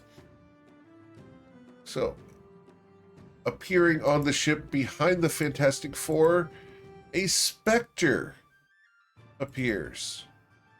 It is And the Spirit Guardians? that's in the Spirit Guardians. So I need to roll a saving throw here for my specter. Come on. Where did the specter go? Come on, specters.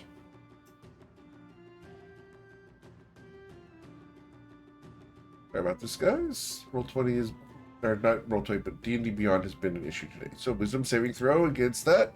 Be a 2. How much damage do I suffer from Spirit Guardians today, Ayla, for this turn?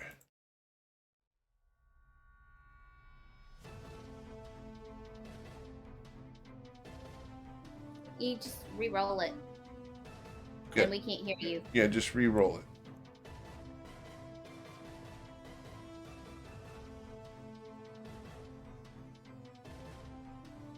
So re-rolling the damage for the Spirit Guardians is Ayla Taylor. How much damage? 24 damage dealt to the Spectre. Excellent. The Spectre is going to attempt to do a life drain over there and miss. We go to Zerona. What would you like to do, Zerona? Serona is going to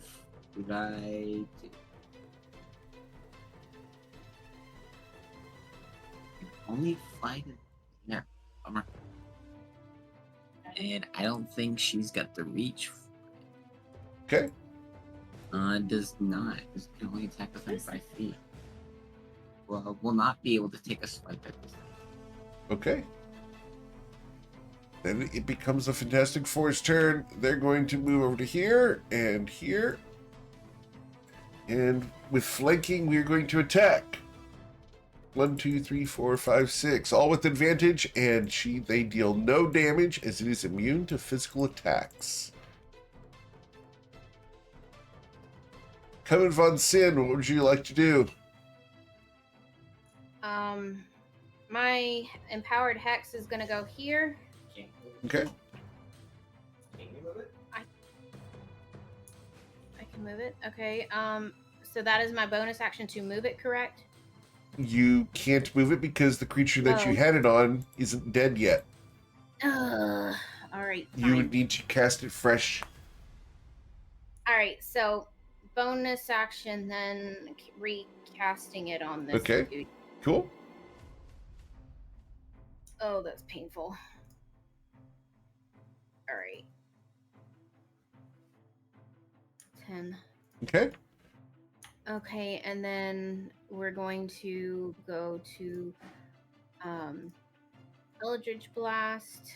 The first one.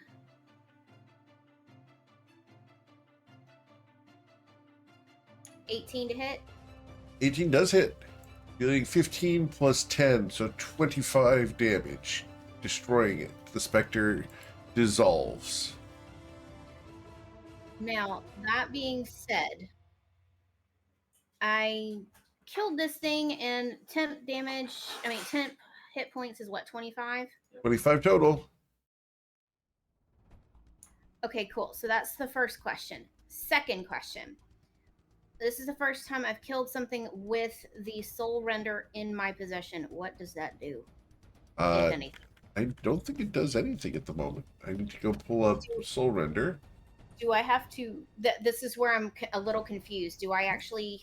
Does it take effect when I have it in my possession, or do I actually have to kill with it? That's what it's the wording I'm a little confused on. Pulling it up so I can double check. Soul Render, here we go. Yep. So Or spell. So its soul is released to the afterlife. Yep. So that specter's soul is released to the afterlife. That's what you needed, right? Yep. Awesome. Cool. Anything else, Covet? There's nothing else to hit, is there? I don't see anything. Am Okay. I missing that? There's nothing else aboard this ship that's nefarious, is there? I don't see anymore. Correct. You do not see any more. That is correct. Okay, so I will hold my other 2 shots until I see something hostile. Cool. Ayla?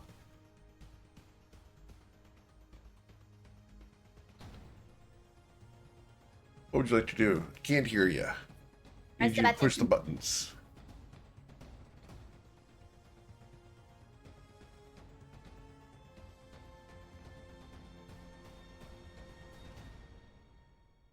Oh. Did you guys switch headsets? She Yes. she crazy. Okay, what doesn't do any good? Put your name on them. That'll make a difference. Why my wife and I don't have the same colored headset. Just a second. What would you like to do, Ayla? All right. That was funny. Nothing left out here to attack, correct? Not that you can see. I can see. I'm going to turn and holler back toward the ship, toward Ramos, and say, "Can we get the hell out of here?" He's going to shout back, "The rudder isn't working." Wonderful. So we've got to figure out. I'm going to maintain Spirit Guardians, Sure. and I'm going to pull my spiritual weapon. Yeah. My spiritual weapon in Uh-huh. and ready in case something should attack. Of course. After Ayla, we go to Eowyn. What would you like to do, Eowyn?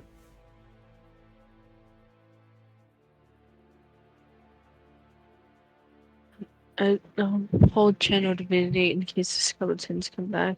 Okay, cool. Here. Awesome. So after Ayla, we go to Aowen and then to Islarin. Right. I think I've got to go see why the rudder isn't working. Okay? I will dive into the water. Okay. Is this working? It is working. Yes, I figured out the problem. What was the problem? By accident, I hit the mute button on the headphones. Oh, well, that'll do it. Uh-huh. Yep. All right. So, Islarin, I need a perception check, please. With a 12, Deal. you don't see anything of interest. Nothing's within range for you to see. The water here is very dark. You can only see 30 feet under the water.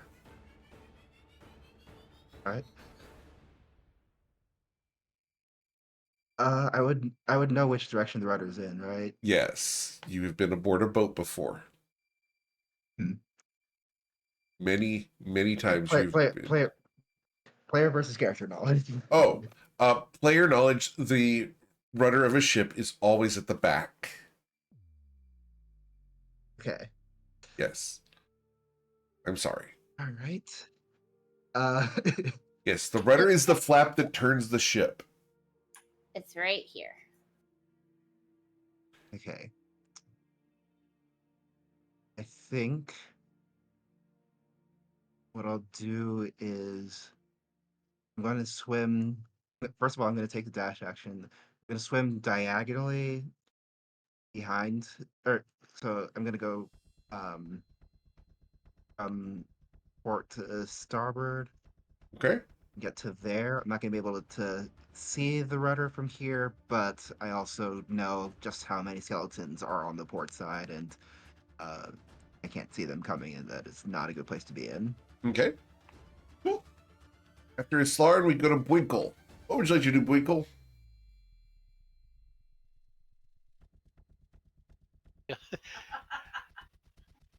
Twinkle looks a little confused. Uh-huh. He turns to Covet and say, "What am I supposed to do now?" Protect Islarin. If you see any baddies, shoot them. Bwinkle, Okay. you have been told to protect Islarin. You just saw Islarin jump into the water. What would you do? Stop. What would you do, Bwinkle? You saw Islarin go in the water. I'm not going in the water. Okay. Damn. I'd run to the back of the ship. Okay. So you can move up to 60 feet if you dash. He's smart enough to know his antlers are not buoyant. Okay. So you're moving 60 feet. Yes. Awesome. Cool. So let's move your character. Trying to move the character. Yep. You've got the ruler on right now. Need you to click the arrow at the top left-hand side of the toolbar there.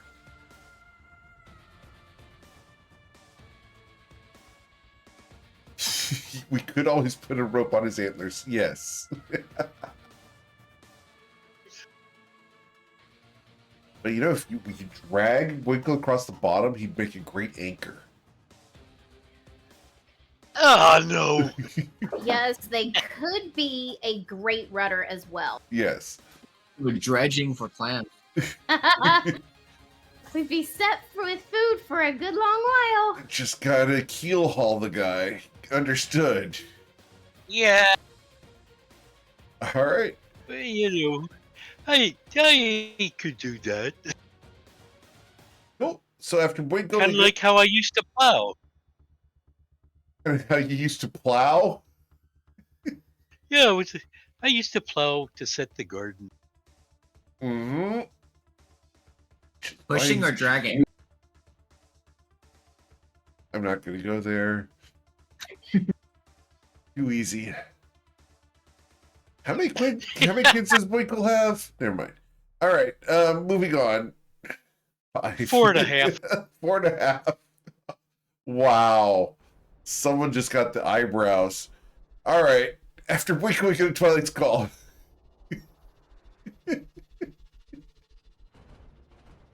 All right, number 3, cool it.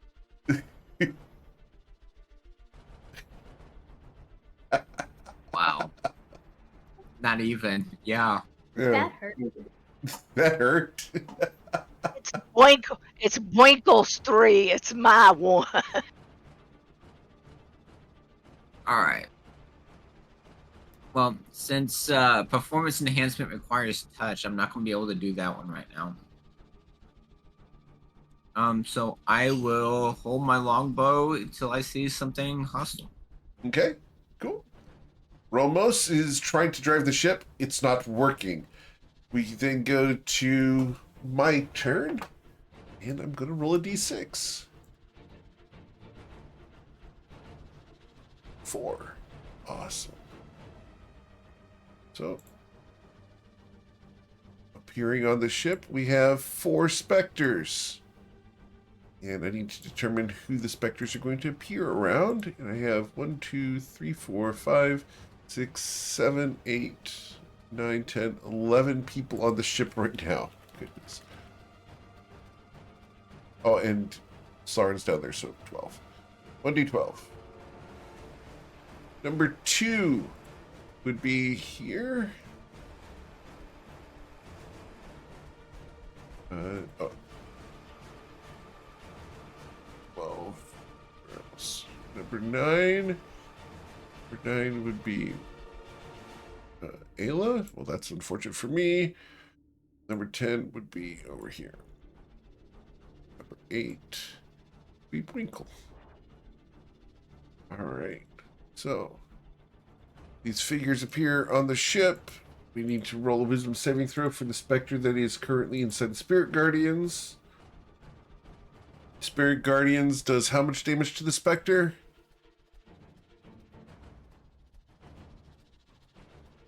24. 24. Okay. Awesome. And then the specters are going to attack. They when they pop up, do I do my damage?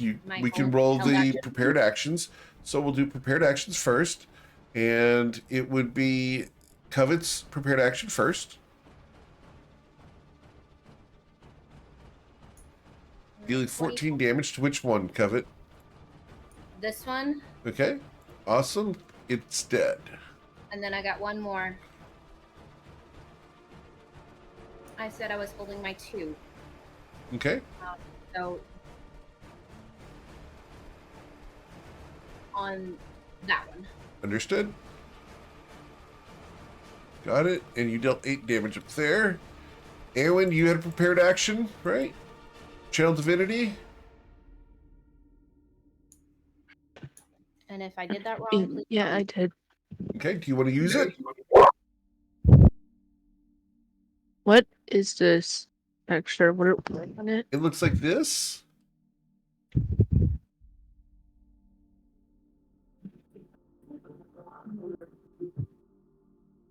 A scary ghost. It is a specter. I don't like messing with ghosts, but I guess I'll try it. Okay. So that's a wisdom saving throw for me. Go ahead and hit your channel divinity, please. Wow, that's a big one. All right, I will fail and I will suffer 29 radiant damage, which destroys it. Because they're vulnerable. Job. Okay. So then the prepared action for Slarin, who's just swimming at the Does not moment. have one. Winkle dashed. Twilight, you've got a prepared action. Yes, I do. Okay.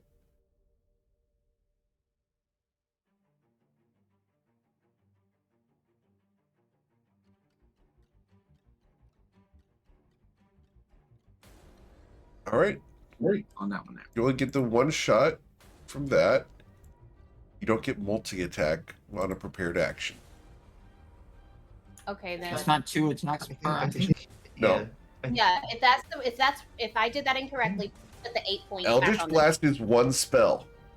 Okay. Multi-attack is multiple attacks. There's a big difference between them. It's one action.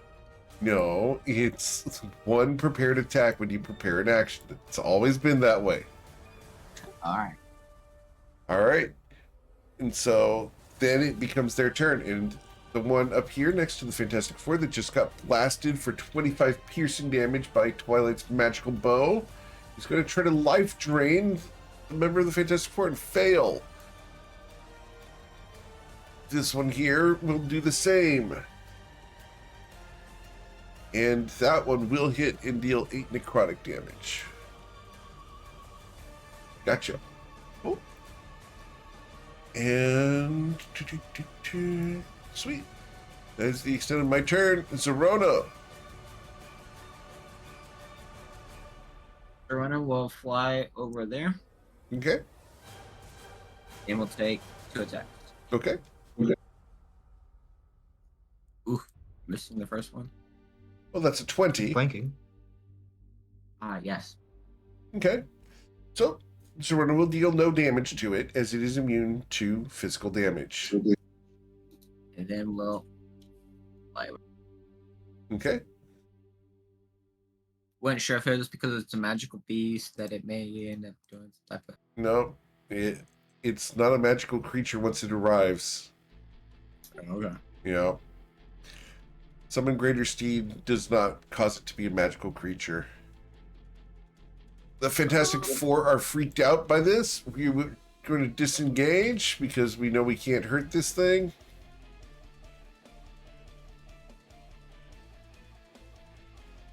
All right. Coming von Sin. Okay, so because my bonus action is to move the empowered hex on this one. Okay.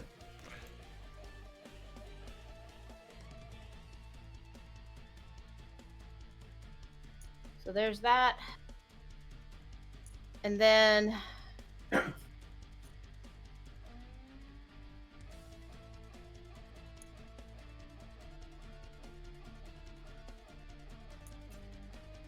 on this one, That hits and destroys it.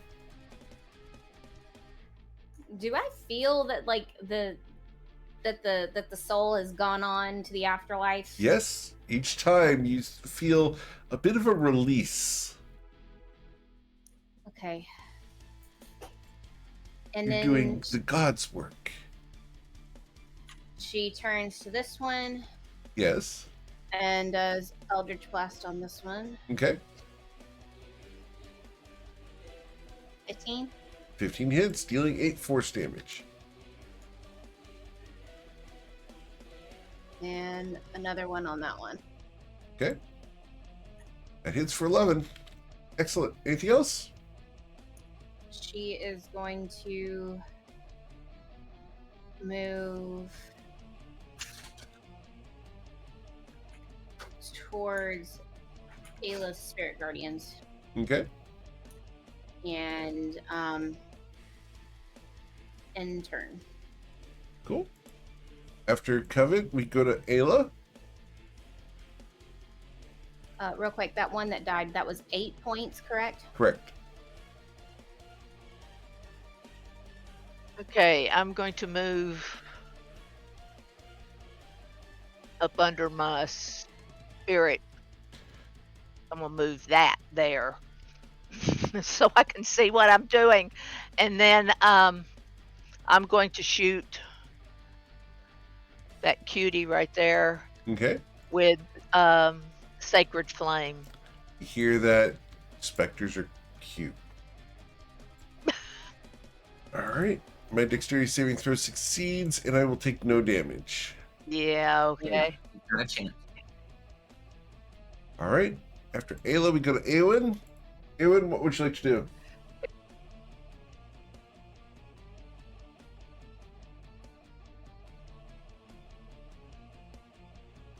Eowyn? Sorry, I'm still here. Okay, what would you like to do?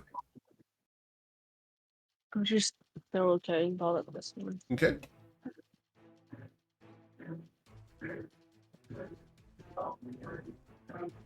As the guiding bolt charges up and flies across the deck, you will critically miss as the bolt goes sailing through the sail instead.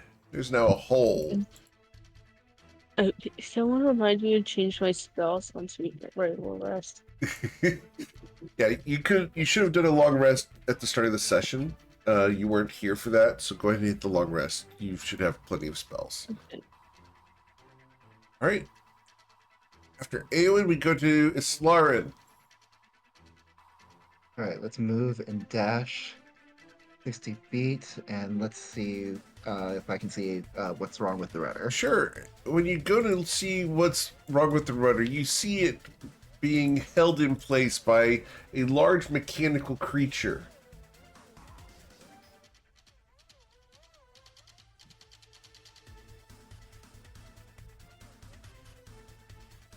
What are you doing? I will ask it. Ooh, you're going to ask it a question. It looks in your direction.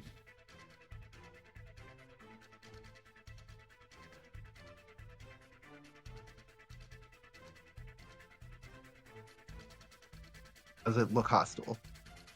Does it just look hostile? curious? But we'll just let you guys just look at it there. It has a health bar. I will qualify that as looking hostile. Okay, I can't do anything about that right now, but it's just, you know, Understood. information purposes. as you swim up to it and talk to it, we go to Winkle. Winkle, this thing is below the water line. You cannot see it or Islarin at the moment. What would you like to do? I want to move to the back of the boat Okay, so I can get a better idea where they are. okay. You move towards the back of the boat. Awesome.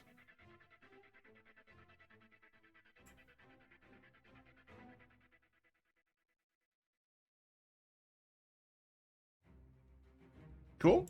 You get to the back of the boat, you look over the side, and you can see this thing holding onto the rudder.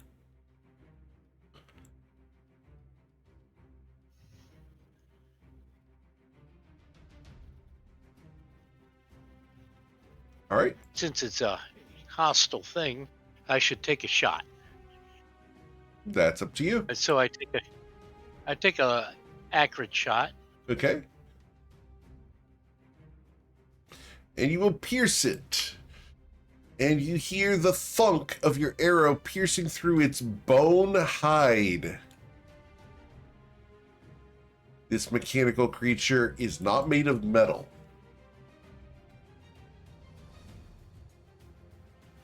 Would you like to take another shot? Yes, I take another shot.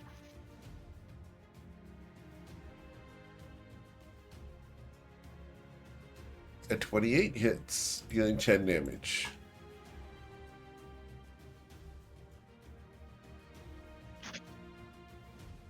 I have another shot. I want to do another shot.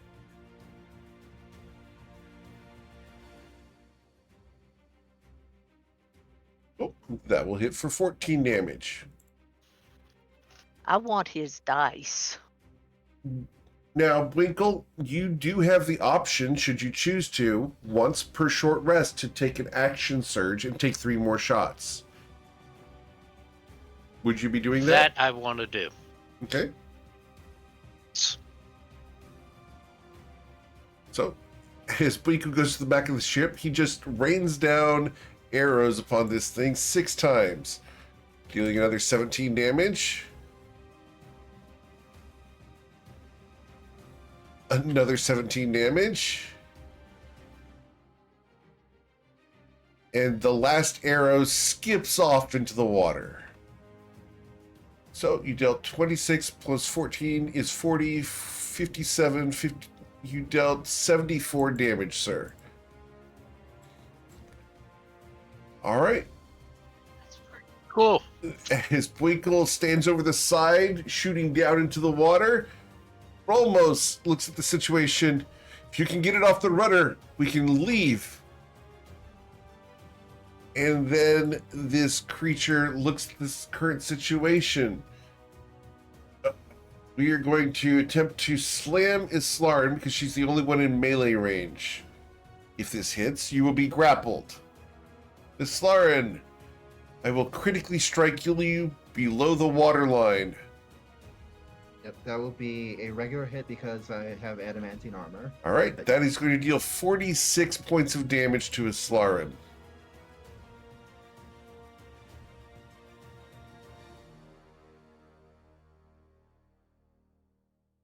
Okay. Got it. As this creature grabs a hold of you in its iron-like grip, it pulls you up onto the deck. At which point, we're going to try to slam Winkle, because I want to get two people in my hands. Winkle! A 29 is going to grab a hold of you, dealing 41 damage.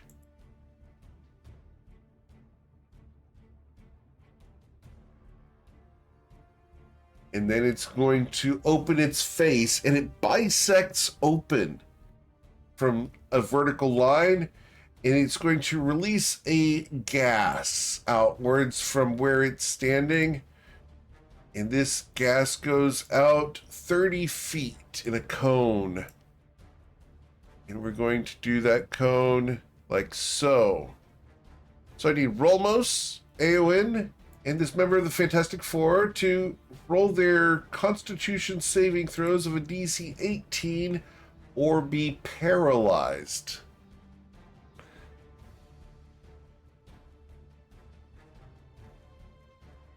So Rolmos' Constitution saving throw is here. The Fantastic Four is there. They will both save and not be paralyzed. Eowyn does not have Bless. Do you have Inspiration, Eowyn?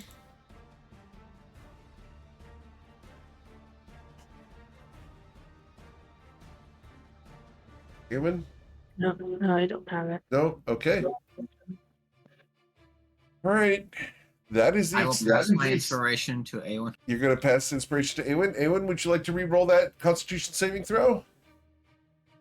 Sure. Okay.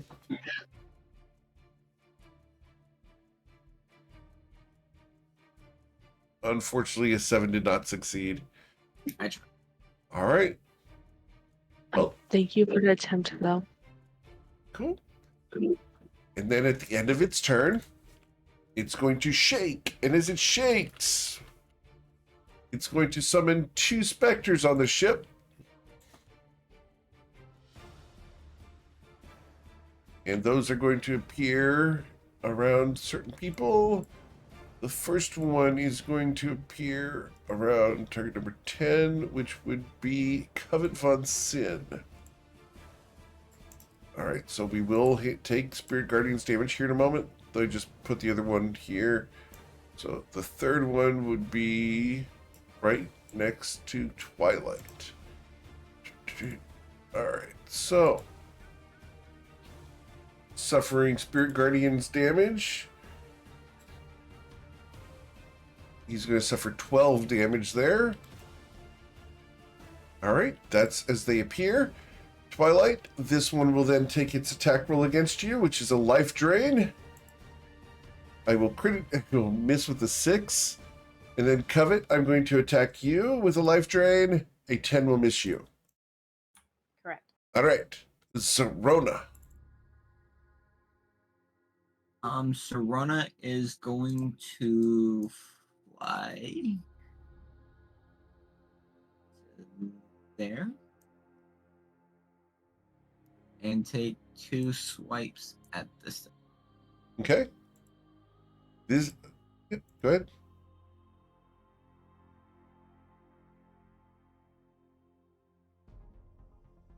A 23 scratches it for 9. And 2. And then for 11. Excellent. And then we'll back up. All right.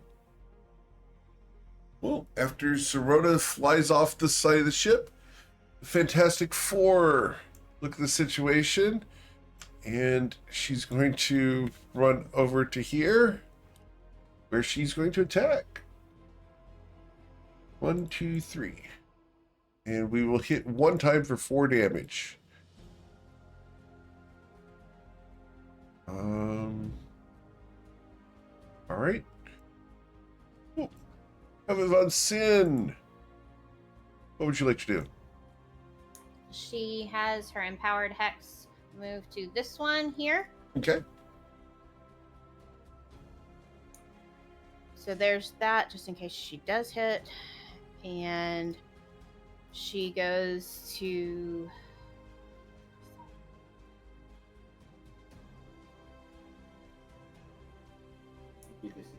if I did Eldritch Blast, it'd be at a disadvantage. That's okay, that's fine.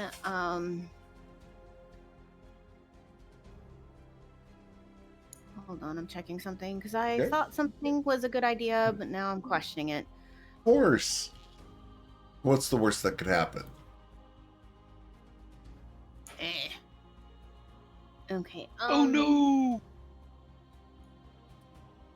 She's gonna try something. She's gonna step this way. She's still within range. Okay. Not range. And she knows that with disadvantage, she's gonna step one more time. No, she's gonna stay right where she is. She's going to cast Eldritch Blast with disadvantage. Okay.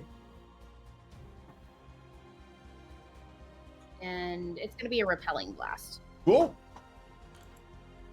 So with disadvantage, the first roll comes in as a 15, which blasts it backwards, dealing 29 damage and destroying it. Yes. Okay, hold on. All right, so she moves. Okay, that was her bonus action. She's already done. She does Eldritch Blast on this one.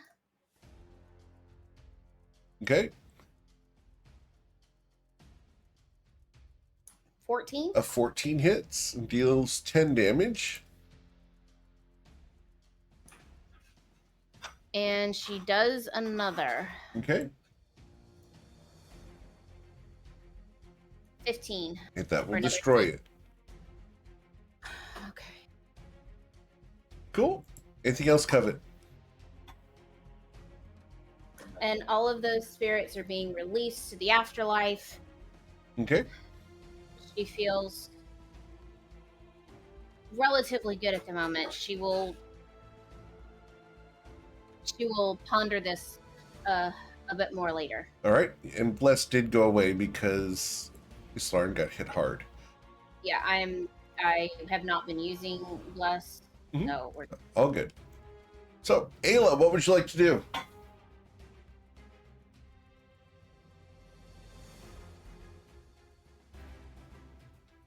Let me see.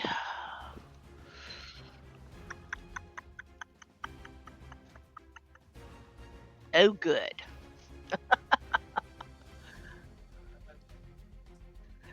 Yeah, I know. I'm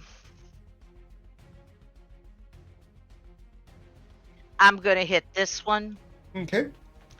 up here. We're gonna use Sacred Flame. All right. As you cast your God. Sacred Flame. And willing.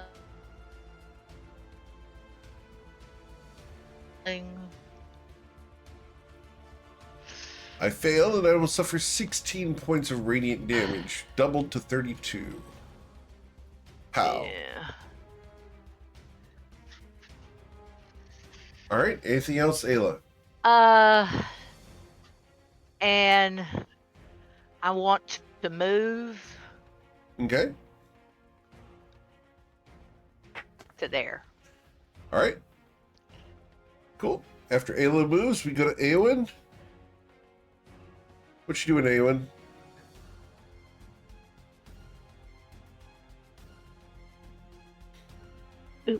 Did the paralyzed thing work, or Oh, I'm sorry. You are paralyzed, right? So at the end of your turn, you can make another saving throw. So I need you to beat a DC 18 Constitution saving throw to not be paralyzed anymore. So the con save, please. It's a 7. Unfortunately, Eowyn is still paralyzed as Islarn is in the grip of this creature. Islarn, what would you like to do? I would like to strike at this creature as hard as I possibly can, Okay. and as many times as I possibly can.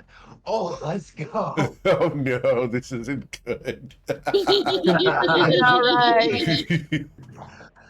All right. So we're at 24. So, 24 plus 13 at the moment. So that's 39 or 37. Yeah. And I'm going to channel as much radiant energy as I can, which will take the form of the 3rd level smite. Okay. So that's going to be 5d8.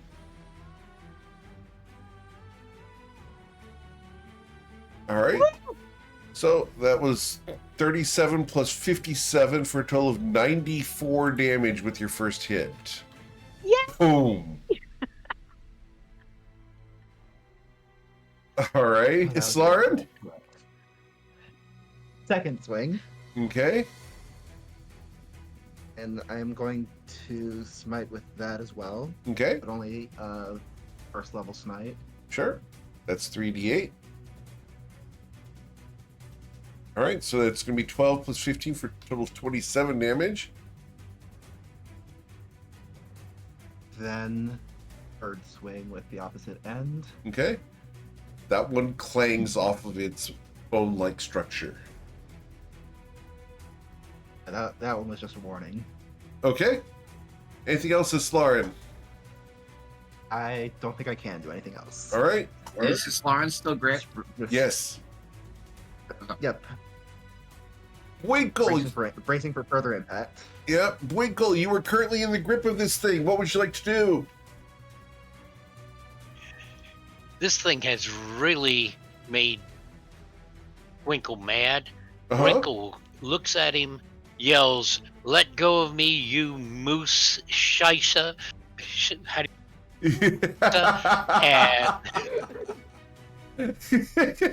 Got him. That was so good. and then I We're just calling moose patties, right? That's all we're going to do. no, it's moose poop. Moose poop, yep. All right. So the horns, as you clang into it, do no damage.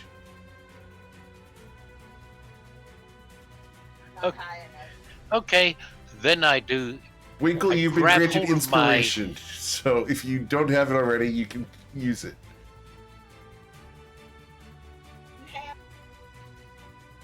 Okay,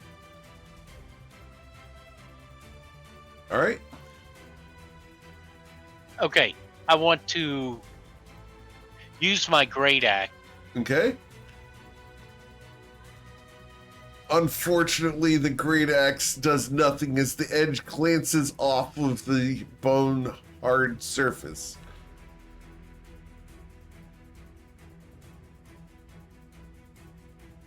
All right. So, Winkle, you're still stuck in its grip. That's not good. Okay, I want to use my inspiration. Okay. To re-roll that?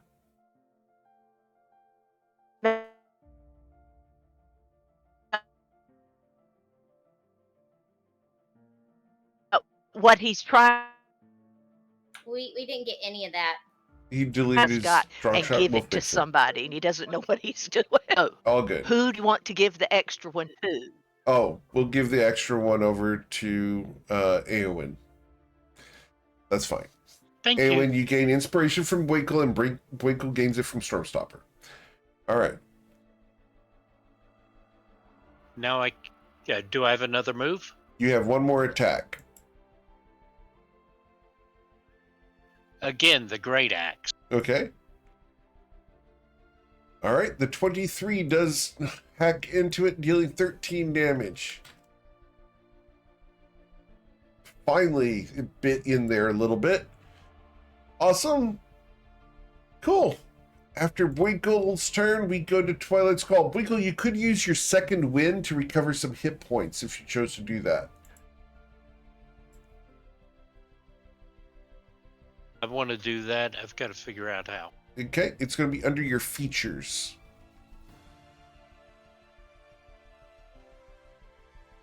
So look for second wind in there. Ayla can help you.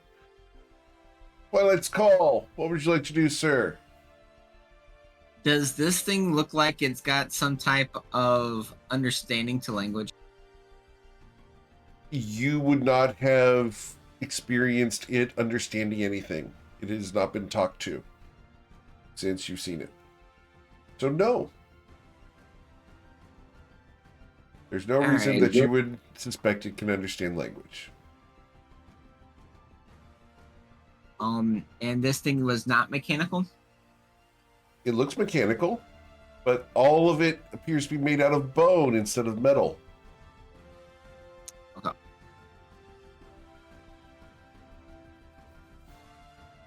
Right, then I will take 2 shots at this thing instead of doing what I really... Okay, yeah, 2 shots. Okay. You will hit, dealing 23 points of damage with your first shot, leaving you with 15 hit points. And the second one. Critical miss. Oh, it had 15 hit points, right? That's what we said, right? Yeah. that's exactly. You know what that means? It's at 1 hit point. Anything else? Twilight's Call? No? Okay. I see a sense of disappointment from him at the moment on the webcam. He's just staring at it. Yeah. That's it. All right. Rolmos looks over at the situation,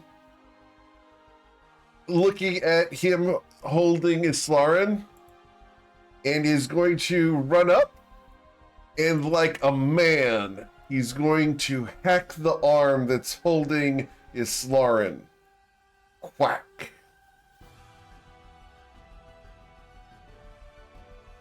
And that is... Oh. He can attack 3 times, and none of those are going to hit. Wow. Oh, man. Or Rolmos. He's going to use his action surge. And he's going to hack again. Let my wife go.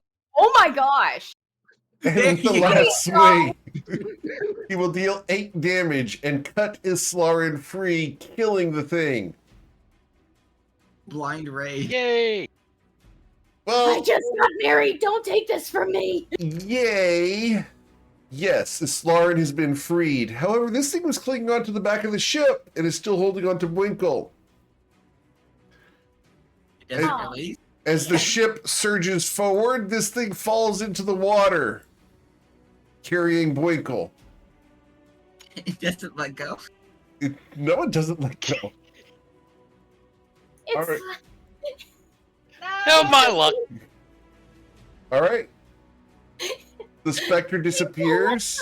Winkle, let go. We gotta save Winkle! Zerona, this thing goes submerged. What would you like to do?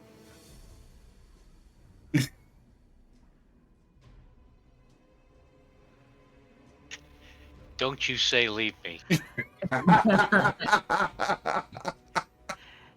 Can she pick him up and put him on the ship? He's Before currently he held gets in the too deep? iron-like grip of this creature. I'm talking about the creature. You're gonna try to pick up the creature? And put him on the ship. And then we can cut his arm off and get Winkle free and then throw the creature back The overboard. thing weighs easily 3 tons. I guess Serona can't do that. No. No. And And I'm a ton on that. Veronica can only carry one individual at a time, and she's currently carrying Twilight's Call. I know, I'm trying. Zerona? What would She Zerona will do? fly back to the boat, but she can't really do much to help Winkle. All right. Damn. All right. Well, that's what happens when the Fantastic Four member dives over the side into the water. and is going to attempt to free Winkle. Someone's not afraid. And unfortunately, she's unable to break the grapple. Covet, what would you like to do? Glub. Dang it, I am so far. So she runs. Glub. Glub. She dashes. And this is as far as she can go. Hold up. She's gonna go. Glub. She's going to. No, she can't do anything. No, she really can't do anything. Holy smoke! Yeah, that's as far as she can go. Okay. Cool. Oh, After Covet, we go to Ayla. What do you want to do, Ayla? Every time he says glove, it's guilt trip for you.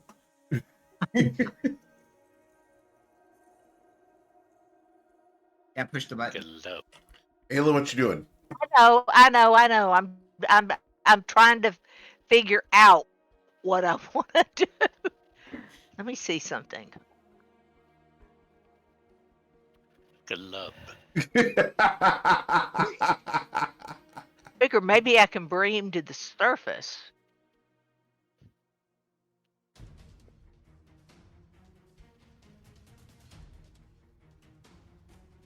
Okay. Glub.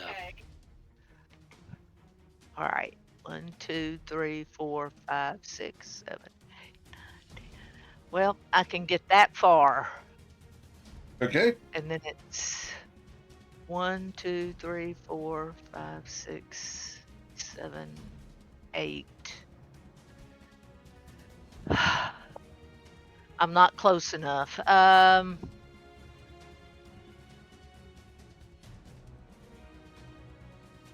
That's all I can do now. All right. So Eowyn is still paralyzed. Eowyn, can I get a Constitution saving throw, please? The end of your turn. Eowyn is no longer paralyzed at the end of their turn. Sorry. Awesome. So that's handy. Islarin?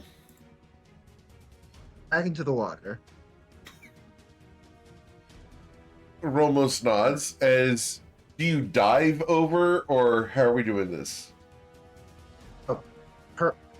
Perfect diving form, hands out, like barely a splash. Like, Okay.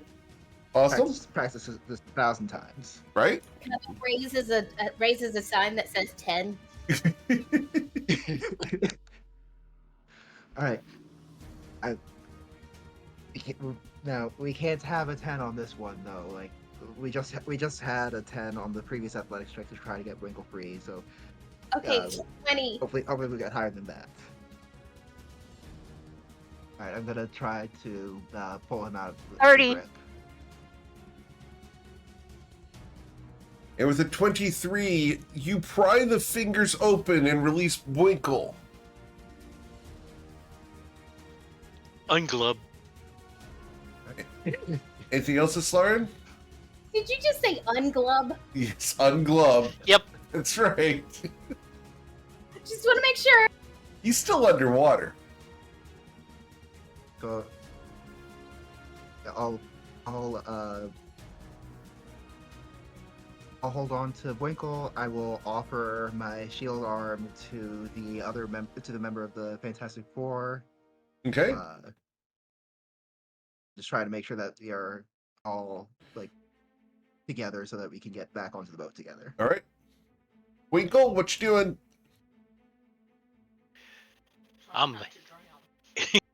Yeah, trying not to drown. I go to the surface. Well, I need you to And roll an start athletics check to swim. Oh, yeah. Yeah, you're not Islarin. Islarin has a natural swim speed. Moose don't. Moose and Tart do not have a natural swim speed. So athletics check with what you got. Be right down the middle. I love the fact that she can just sit there and shout at him. It's great. For those who can't see it, anytime that I ask for a check, Ayla Taylor on her webcam turns and goes. It's hilarious.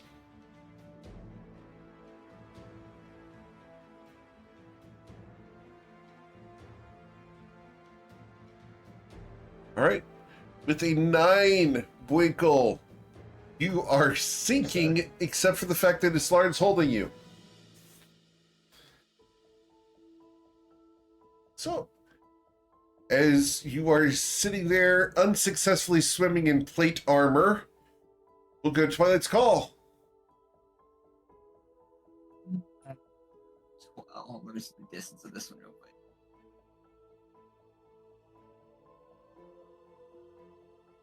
Yeah, Twilight will jump off of the back of Serona.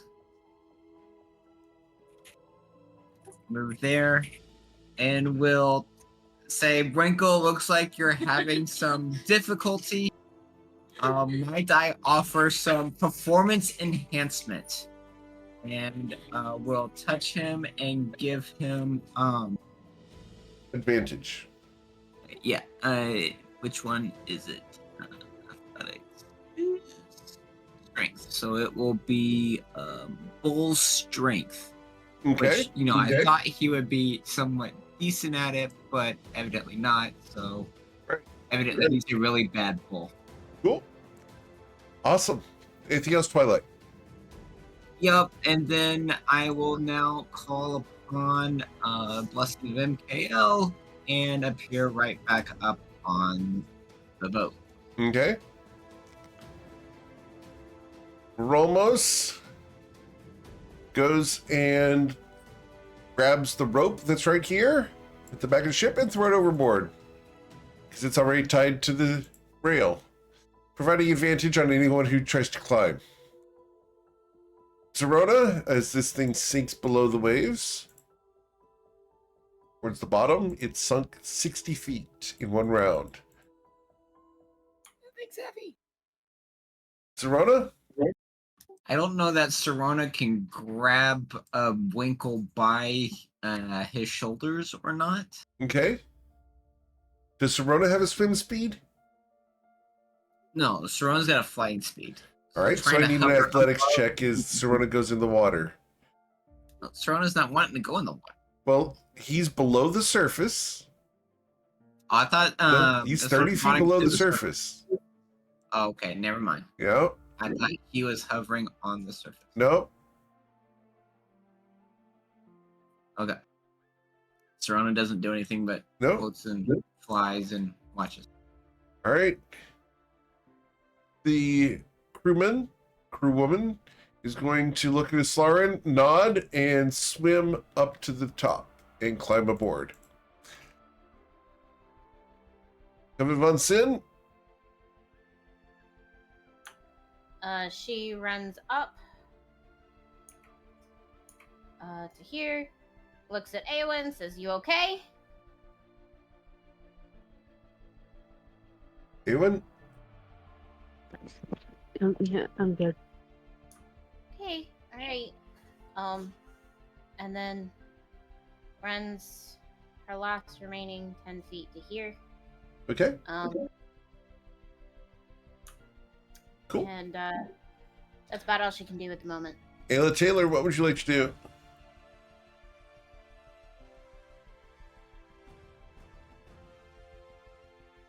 She'd like to push the button so we can hear her. Yeah, I know. I get confused because he's using a different one from me. So, okay, so I run to here, and then I'm going to cast Water Walk because one of the things of Water Walk is if it's cast on somebody and they're in a liquid, it will bring them up 60 feet with each round. True. Yep. That works. Whoa. Ayla wins for the day. So, as they come up to the surface, bloop, we can go ahead and exit initiative as you guys can use the rope to climb back on board. Yay.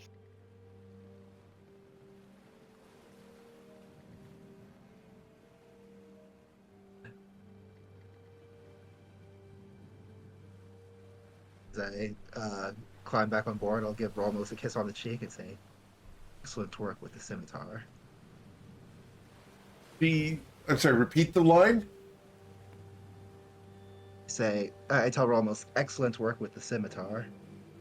He smiles at you. Thank you. I'd love to show you my swordplay later. I was waiting for that. Fade to black. No, it does look like you use performance enhancing techniques. You seem to miss quite a bit there. He smiles. It's not how many times you miss, but how many times you tap it.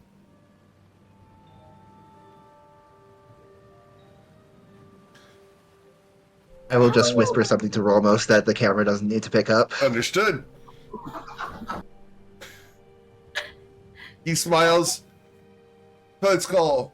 The helm is yours. He sweeps legs out from underneath the Slarin, and Princess carries her off.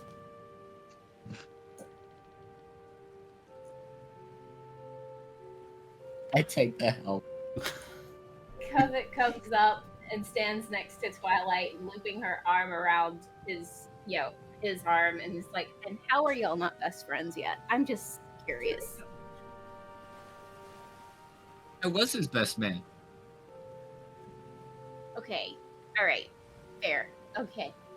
Ugh, I don't understand. neither do I. Never mind.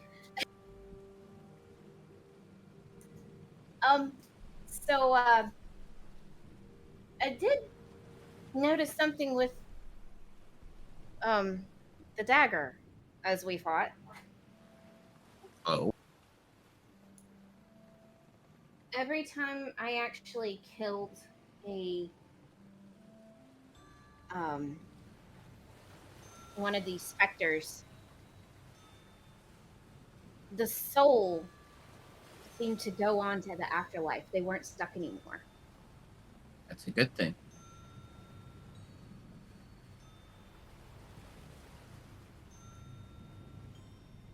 It's different than what you had with the pen before.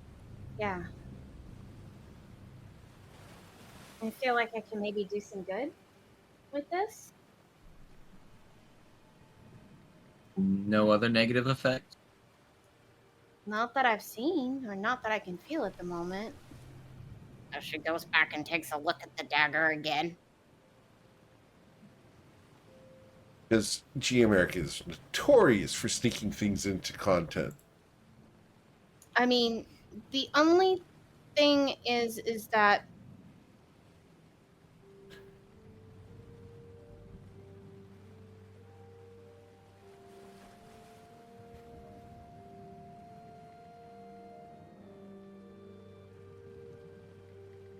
Is that okay. The only thing is that I noticed that I didn't quite do something quite right when I hit really, really, really, really, really hard. A creature reduced to 0 hit points by an attack or spell by the wielder. Oh, okay. I just have to be careful not to get 0 hit points. Because then I go to the afterlife immediately. Hey, what? Yeah. I want to reread that. A creature reduced to 0 hit points by an attack or spell by the wielder. Right. So it's not you that goes. It's you're sending other people to the afterlife. Okay, so then I totally read this wrong then. Yes. Yeah. Well, when you critted, you didn't use one of the features then. No, I did not. I did crit once, and I did not use that feature. Okay. Cool. Yep. Well, we know for next time. That's okay. That's fine. Fine with capital F, right? Yes. Yeah. So far, and I'm gonna put this in there here just to make sure I'm not reading any of this wrong. Okay. But yeah, I don't think I'm missing anything except for that one thing that we just said. But I think it looks like they've just been released. That's amazing. I feel like I can do some good. I hope. Still gonna treat this like a test, but because nothing is ever as it seems. But What about the mask? the mask has a lot of things that are really, really good. I mean,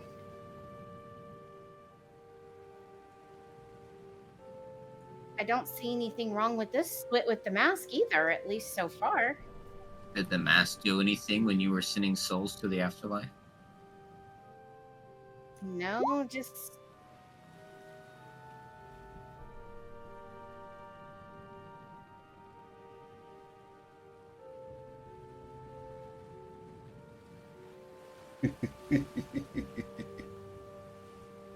okay. Well, there's that part. I love it. I love it.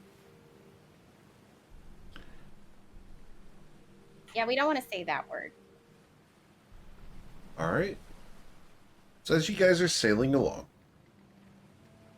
looking at the shoreline, can I get perception checks?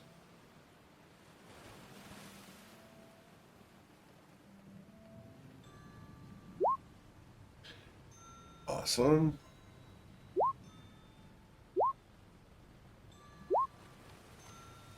Everybody except for Winkle. Awesome. Which is going to become a tagline yearly.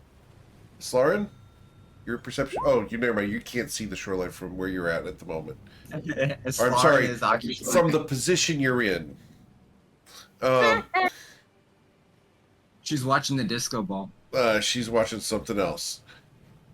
But the four of you who rolled above a 10 can see an amalgamation of skeletons rise from the water and go ashore. They hold something aloft before crashing down into the shoreline, falling apart. As they fall apart, an undulation 3 miles long winds its way towards the shoreline. There's a surge in the bones before it goes flat. With a very basic insight check, something beneath the layer of bones has taken the dagger.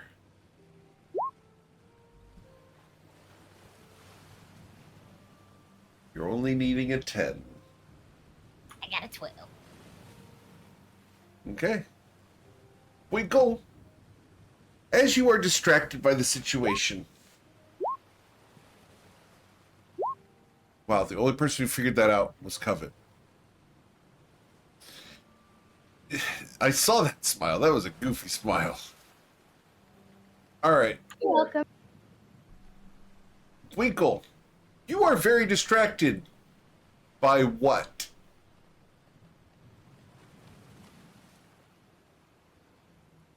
What would Winkle be paying Again. attention to?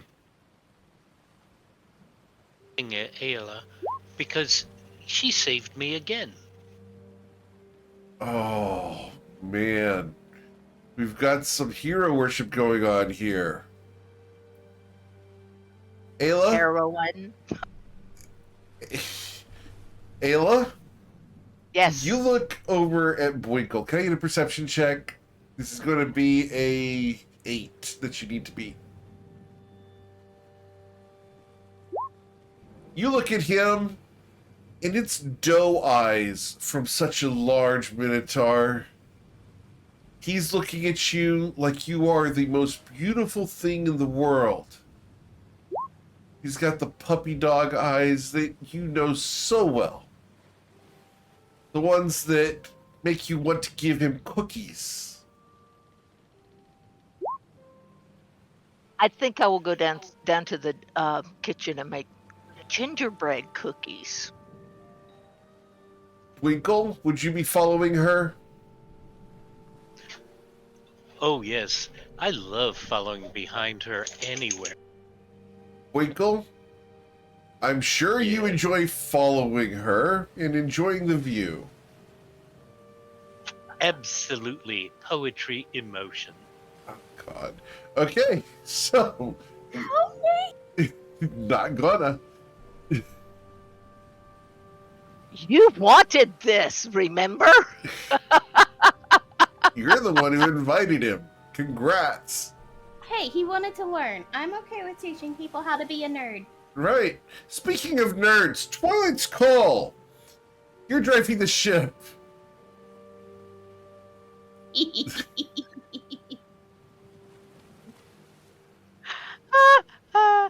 How well are you driving the ship, sir? Perfectly. As He's nerding out on it. He's nerding out on it? Absolutely. You can avoid any further incursions from the undead for the time being by staying further away from the shoreline. You're able to navigate to make sure it's a smooth ride, to ensure the motion of the ocean is as it should be. Compensating for particular variable. Is this an assist we are doing? Are you the perfect wingman, Twilight's Call?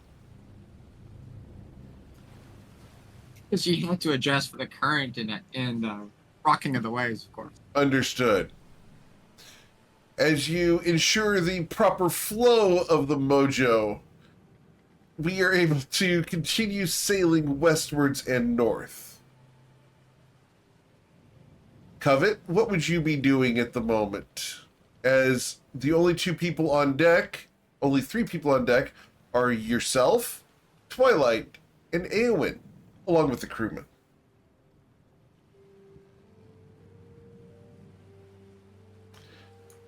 Covet gives Twilight a kiss on the cheek and then walks over to Eowyn and just asks them, "How are you feeling?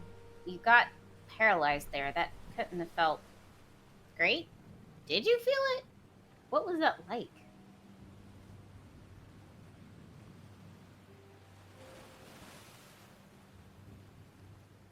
Eowyn?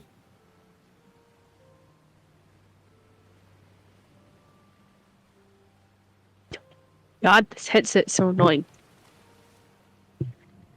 So you were asked about being paralyzed. Yeah, I know. It's annoying because it takes me a while to unmute.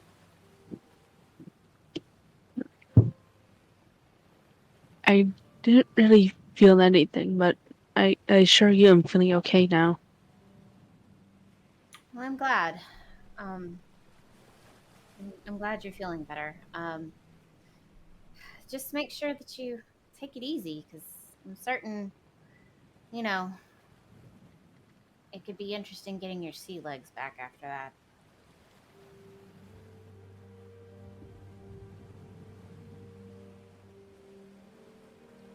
I believe I'm already taking it easy. I mean, when it comes time to rest, rest.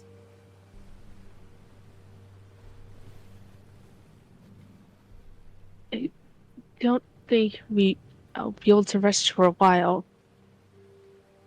I always feel like I need to be on guard.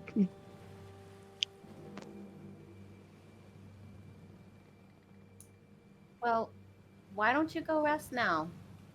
We'll take watch. I promise. We've got. Nope, she doesn't say that. She says, "We will let you know if something is amiss."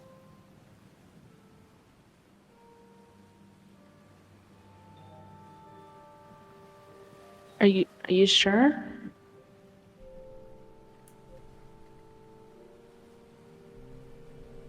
I am I am sure.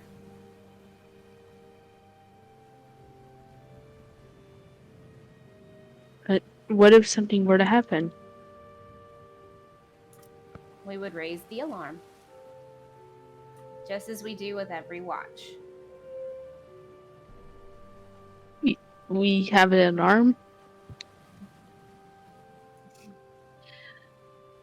In a sense.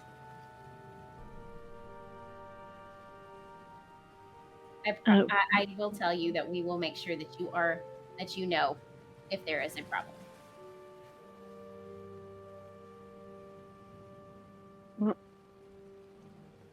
Well, I guess the problems haven't been too big if we haven't used the alarm yet. Right. The entire shoreline attacks the ship, and yet we did not sound that alarm. That's because we were all on board, all on deck at that point. We used the alarm before. We have used the alarm before. It was Narzel needs coffee. Yep. All right. So as we prepare for the day, Eowyn, are you going to go below decks and rest? Eowyn will be a bit reluctant about it, but he'll go. Okay. As he goes below decks, goes to his quarters. That room is nice and quiet. It's a bit nice to have the door shut and a comfortable bed to rest in with a bit of quiet for a change. And that's where we're going to end for today. And we'll come back next week for the next episode and find out what else happens, because it's us against the gods. As always, guys, thank you so much for choosing me to be your GM. I know there's a ton of amazing ones out there, and I'm always thankful that you choose me to be yours. Do check out the Patreon over at patreon.com/GMEric. If you know someone who wants to play in one of my games, I've got 2 one-shots over at gmeric.com with signups and spots available. The GM tips and archives go up over on Facebook, Instagram, and YouTube, and the clip contest is going on. So if there's a moment from a session you enjoy, throw a timestamp or a clip into the Discord, the clip contest channel. You'll be automatically entered for a prize at the end of the month.